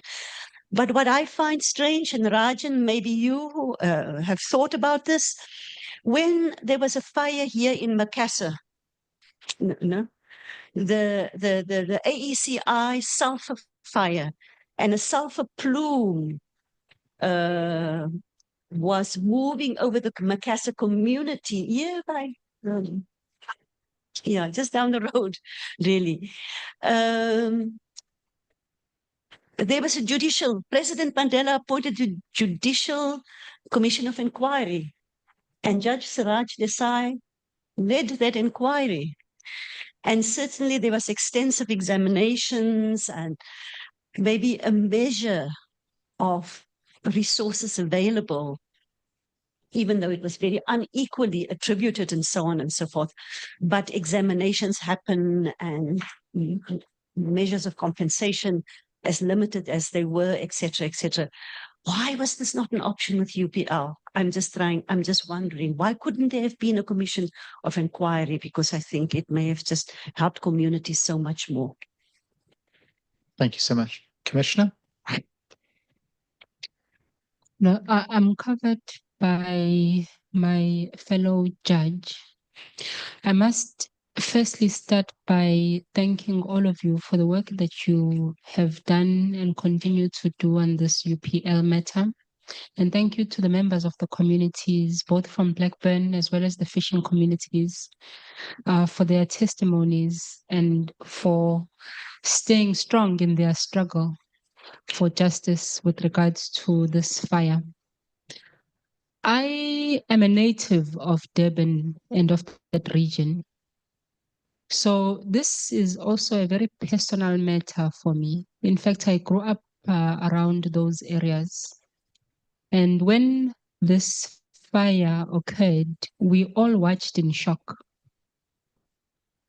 Now, the irony, and one of the presenters mentioned this, the irony is that the July unrest itself was devastating, but it was only as a result of that unrest that this issue of the UPL was unearthed.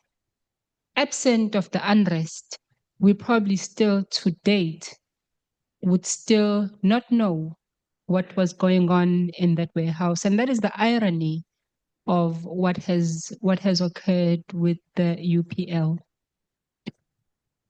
I can confirm that as part of the South African Human Rights Commission, we did, and thank you, Professor Naidoo, as well as the comrades, we did invite Prof. Naidoo, as well as some of the comrades, to the hearing, the national hearing that we hosted in response to the July unrest. We did receive the testimony, and as presented by Prof. Naidoo, those were our findings. I can also confirm that we are continuing to follow up on the implementation of the recommendations of our July unrest report. In fact, just a few weeks ago, we made inquiries with the Director of Public Prosecutions on where the state is in following up with the implementation of our recommendations.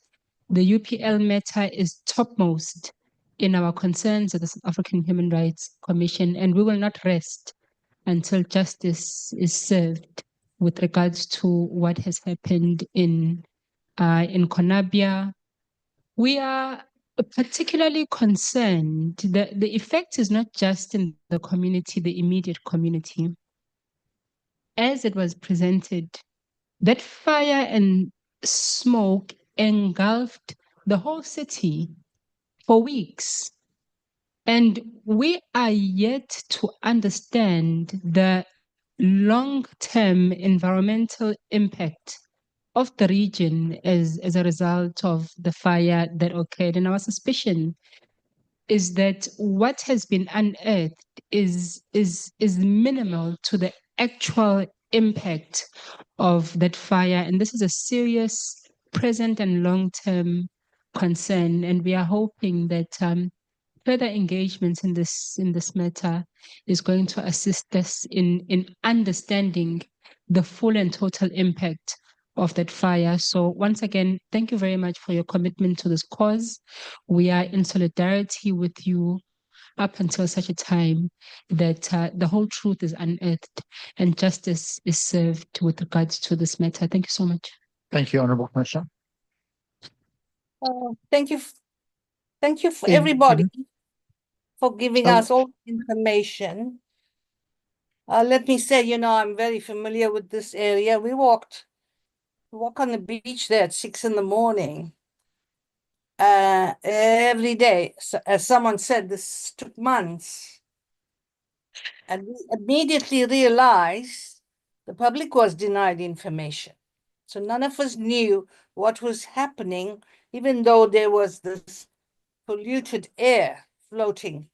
So hearing evidence from all of you, Rico, Bongani, you know, Uncle Bob, Zameer, Babalo, Mcebisi, and of course, Dr. Naidoo, yeah, as filled the picture. I think the tribunal now has a big responsibility, because what I hear from victims, if I may say, is how unjust it is that they got no compensation.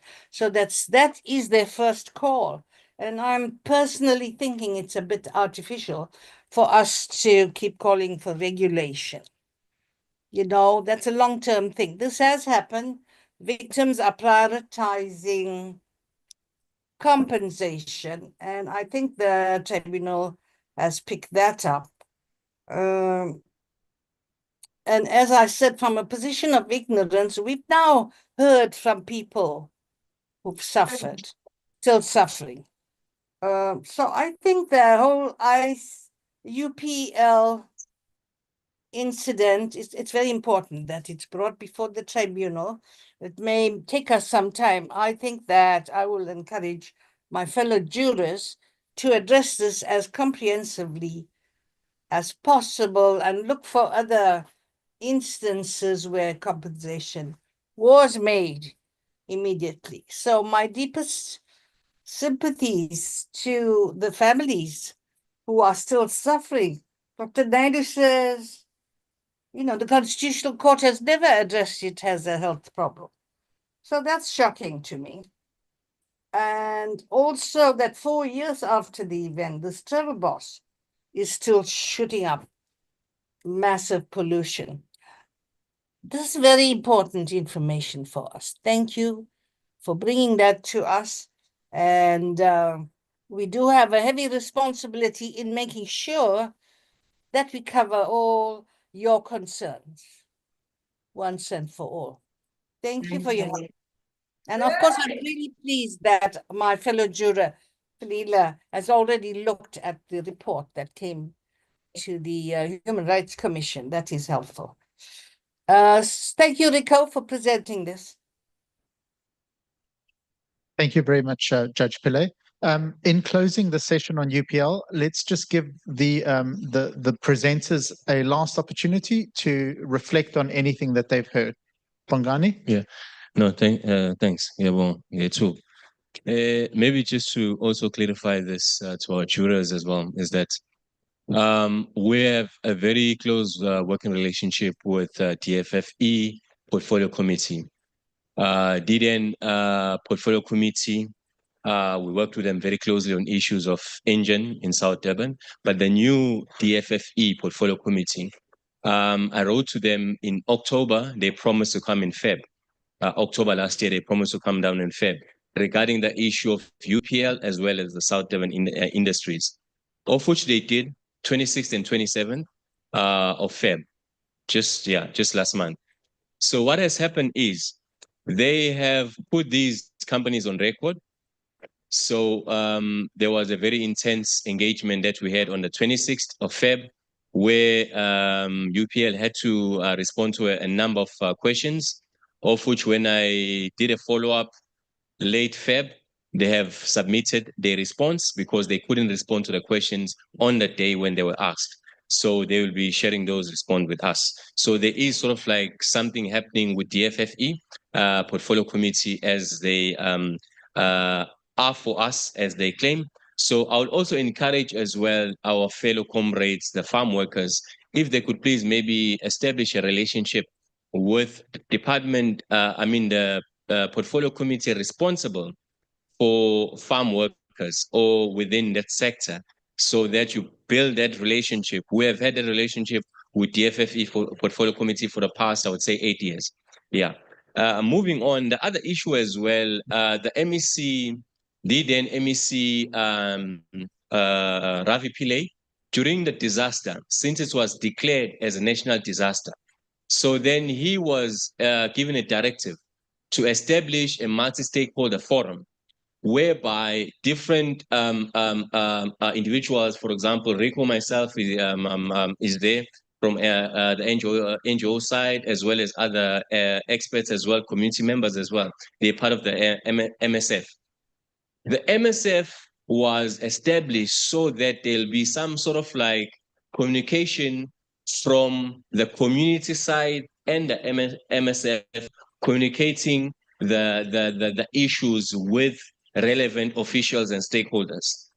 But then, to our surprise, then there was a job committee that Prof. Rajen can actually elaborate on that. It was a parallel a forum to the MSF. But then, obviously, the JOC had experts such as Prof. Naidoo and national as well as provincial people within that. But the problem with that is there was no communication between the two bodies, between the two stakeholder forum. We were doing our own thing as the MSF. Zameer is part of the MSF as well, members with the JOC. So there was lack of communication. So there was a lot of very critical, pertinent issues that were discussed on the JOC where we could not access or we were not privy to that information, of which we saw that there's a lack of communication, and then even our government is not doing justice in terms of ensuring that we receive that information. So our fellow comrades, such as Prof. Naidoo, they couldn't actually share, pertinent information with us because of what was actually happening within that JOC committee. Lastly, Zameer spoke about the black suit from the fire. The black suit is carcinogenic and it carries PM10 and PM2.5 because these particulates, especially 2.5, it actually penetrates through the blood system and it's very dangerous. And as the colleagues, they were mentioning that they were not even informed. So people were just, going as if it was just a normal day, as much as they saw there's something wrong. But our government, our health department failed our people dismally because as our comrade from Blackburn mentioned that a mobile clinic was taken away from them. It was managed by local at that time when this disaster happened. Then when there was this back and forth to say, where is the clinic? Then they apparently, it was then managed by provincial. When provincial took over, then they deprived them of accessing the clinic, of which there was a back and forth because now they could not access the clinic. I'm talking about the clinic now, not the clinic that was in Umdloti, because that one, it was particularly for the test, health test due to the explosion or the fire. So I just wanted to put that out there. Thank you. Thanks, Bongani. Any other closing remarks before we close the session? Uncle Bob, you have the last word. A question. Guys, UPL. I see. I don't what I'm about to say is very, very, very sensitive. Cameras and everything. Because I'll be naming some. So, I've been sitting here and thinking, for yesterday and today, but I haven't heard anything that's coming out like this.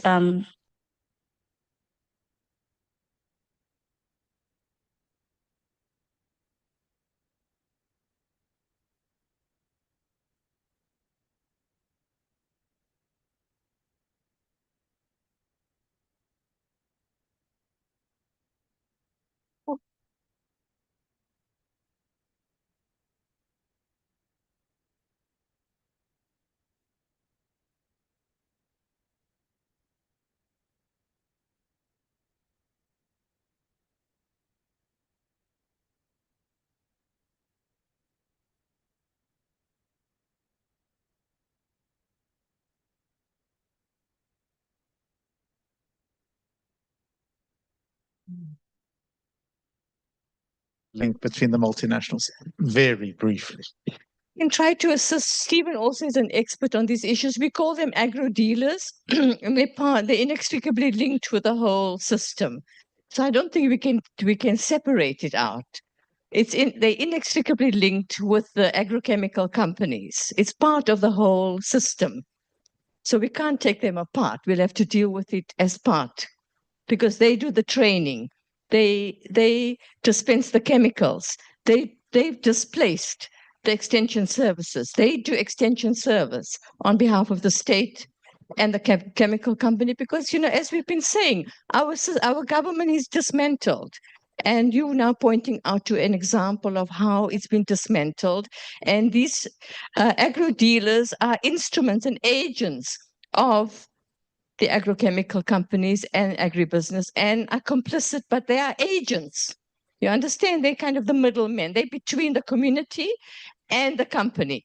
They are the ones who do training on how to use pesticides, but there's no one there to train them on how to address issues around risk reduction and so on, the training and things that other people have more expertise on. So this is how our system is rigged, with the complicity and sanctioning of our government. Thank you, Mary. Bob? My question is, why should UPL not be held accountable for this quagmire, as they did not adequately secure their premises from theft, fire, vandalism, or any other unforeseen accident, whilst fully aware of the toxic, hazardous, poisonous chemicals they had on their premises? Thank you, Uncle Bob.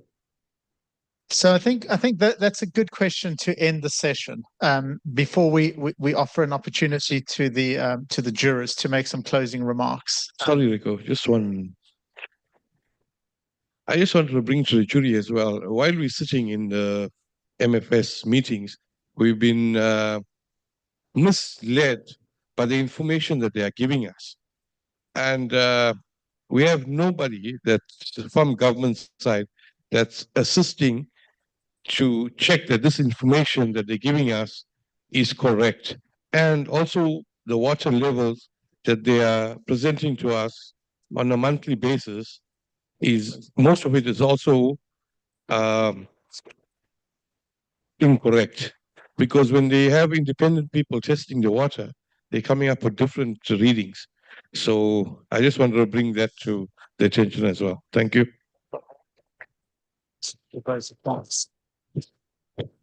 He's going to do the closing. Thanks. Thank you so much, Zameer. So these are all really important questions. These are the questions that we keep challenging ourselves with in order to understand how we move forward. So in our program now, we have the opportunity to hear some closing remarks from the jurors, what they've heard over the last 2 days. And then we'll move on to a vote of thanks and a closing. So can we start with you, Judge Pillay, if you have any closing reflections for us? Thank you. I don't have any closing. Thank you. Means, you see, we will now review the thing, prioritize what it is we've been asked to do. So I don't want to make any judicial comment on how I think the process will proceed or how we will judge this. We truly appreciate that you took the trouble to present all this information before us. So I'll stop there and thank you again, and thank you everybody for your participation. Thank you. Honorable Commissioner. Thank you very much. I'm covered by Judge Navi Pillay. Our work is very clear and it's very clearly set out for us. We can commit to prioritizing this work until justice is served. Thank you very much to all of you for your commitment to this. Thank you. Yes, I can only echo what my fellow jurors had to say. And Nyabonga. Enkosi kakhulu. Baie dankie. And alle sterkte vorentoe. And aluta continua. Thank you very much, Honorable Commissioners and jurists. I'll hand over to Heidi.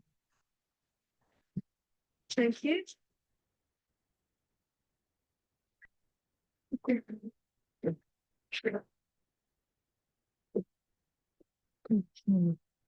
So it falls to me to give a vote of thanks, which is really difficult because this has been a 2-year process where we've all come together slowly.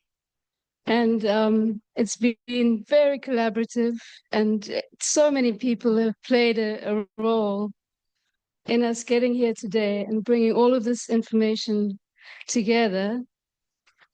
I think the first thanks goes to all of the community members and farm workers who've traveled to our various meetings. They don't have salaries like us NGO people do. They leave their homes and their communities and their family duties. And people who have bravely shared their grievances here today. We understand that what has been presented today and yesterday has been like opening old wounds, long generational trauma that people have brought into this forum in a very brave manner, and doing it on behalf of their family members and communities who are suffering. And it's a huge service that you do for us all.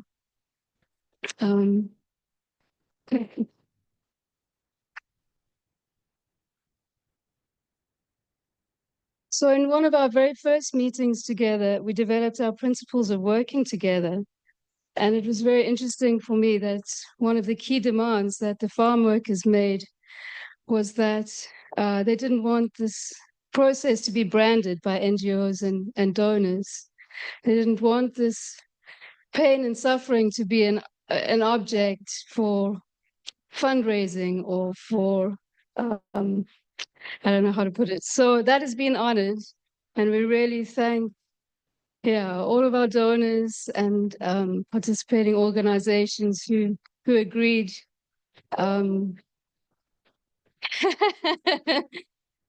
agreed to walk with us in a respectful manner.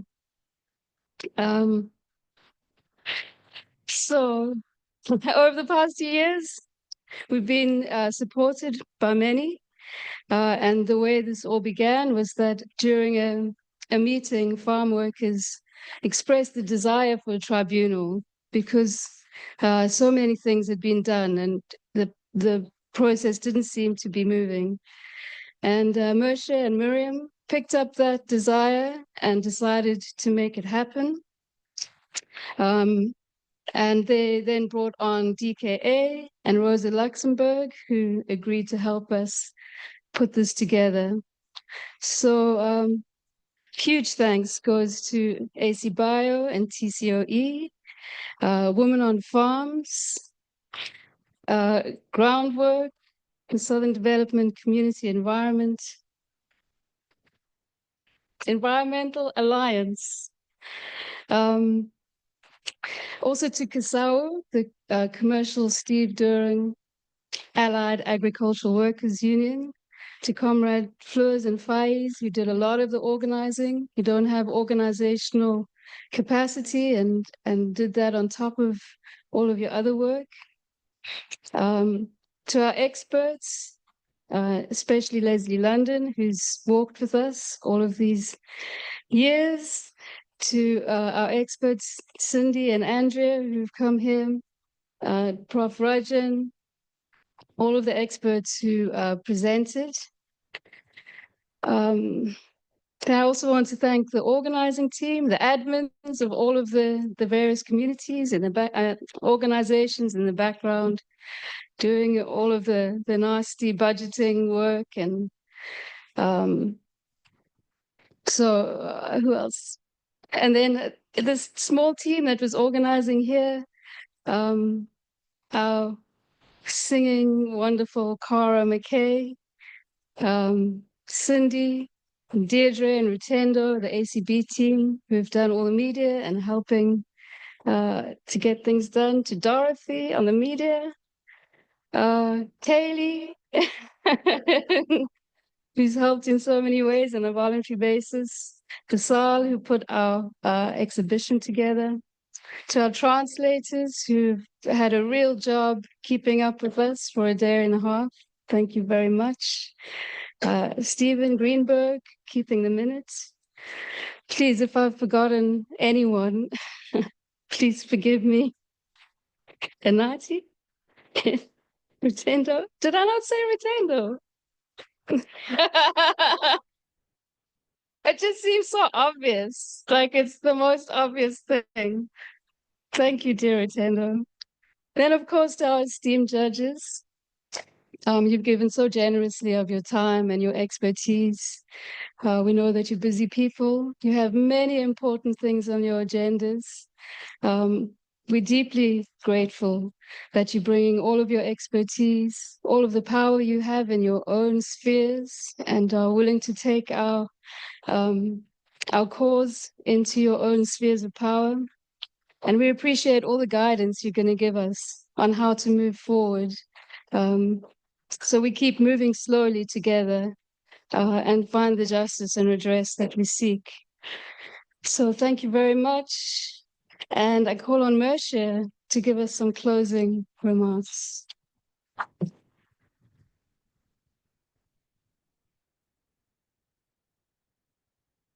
Perhaps the first of the closing remarks is to thank Heidi. Let's give her a hand.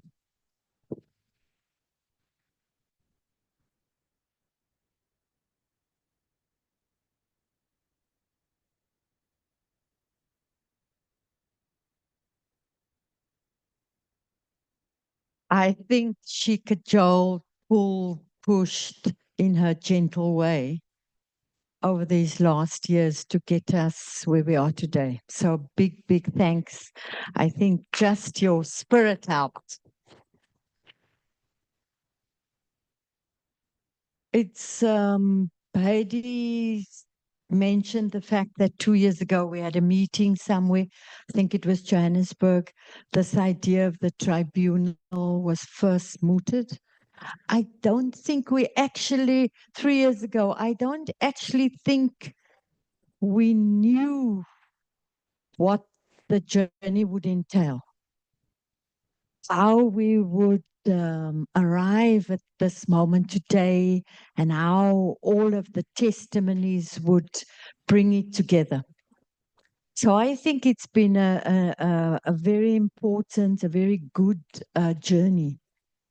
And it's must be seen, and I'm now talking to my comrades, farm workers, the communities, all of us, to see this as the first in the process of winning justice, of taking up a campaign, of having to build together.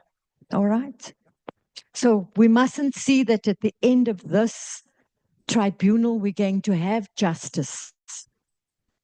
This is a people's tribunal, and we've unearthed and we've opened many, a box of information. Many wonderful information came to the fore. So we must see this as the start. And I hope, I don't know the time frame, that we will have a next meeting when the jurors come to give us their report, come to deliver their report to us. I think that would be quite an important next big step. I think also in the meantime, I talk to my farm worker comrades and others, that we've learned that pesticides is not just a farm worker issue. It is a very big issue for us, but we've seen what has happened in other communities. And I would have liked, if we had more time, to ask Groundwork to tell us about the workers who were in that factory. What happened to them? Because they've been working with these pesticides in the factory for a long time. So all of these kinds of things we need to build the connecting dots of how pesticides come into our lives. It's the silent killer, as the doctors and the experts have told us. We've also seen through the work that we've done and heard on street pesticides that it's in our homes every day. So it is an issue that I think today we've broken the silence on. I hope.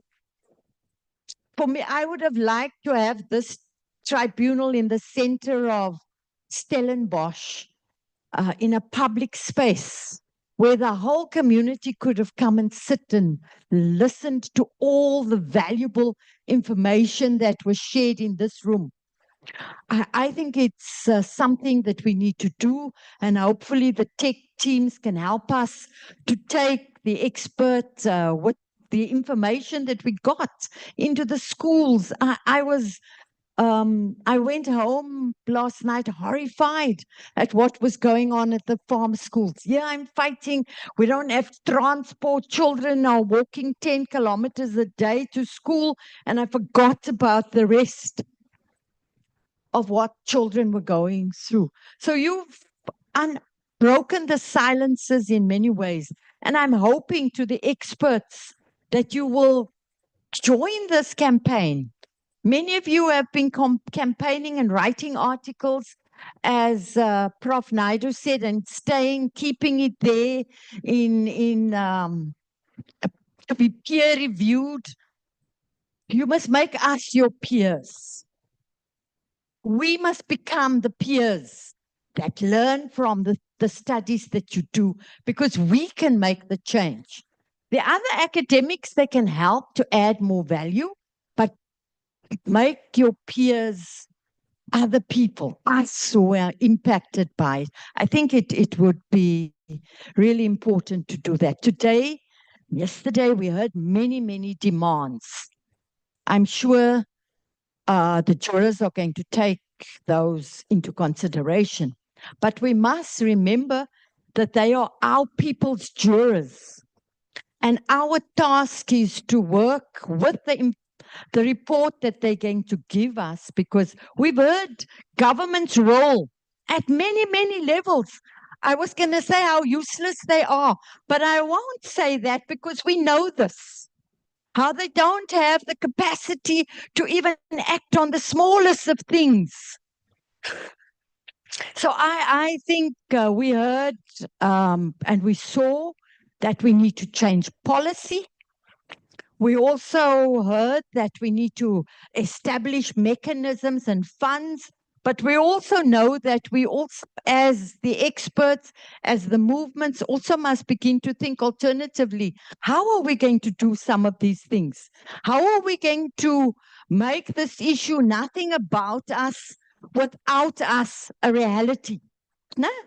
So we can't set up funds or set up mechanisms, etc., and there are no activists involved and so on. So I think we need to begin to reimagine how participatory processes can unfold. In an organization that I'm part of, when I ask, and I'm really pleased with your question, who are the polluters who must pay?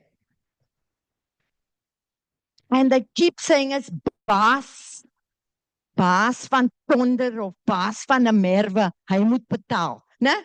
When I ask who the polluters are, then they just blame baas van Tonder. Baas van Tonder is a very person who must pay, but he's not the only one. As Miriam has outlined, there's a value chain of people who are involved where we must take on board. So I don't want to say more because there's too much to say. There was this 2 days, it was too rich. It's blown my mind. And I thank all of you, the testimonies. I thank the people who really put everything together. The packs that reached the jurors. I don't know who was in your team. My team. So I wanted to ask this question because we thanked everybody for this, that, but did you see the packs that went to the jurors? So we must thank them for all of those things. Really, it's been a collaborative process at different levels. Thank you all very, very much.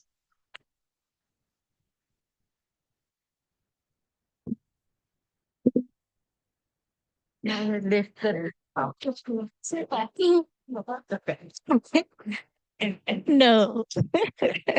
Okay, sorry. We're just going to make some logistical announcement because everything has been said. The first thing is, as we leave, please let's leave our translating equipment on the tables. They'll go around and collect it. Anyone who has logistic issues in terms of reimbursements, can you kindly see Heidi during lunchtime? For the people who are traveling back to Eastern Cape, to Johannesburg and to Durban, your shuttles leave at 2 p.m. So please, can we kindly be in front at 2 p.m. so that we don't delay the drivers? Otherwise, I'd like to wish all of you a safe journey back home. Thank you, thank you, thank you.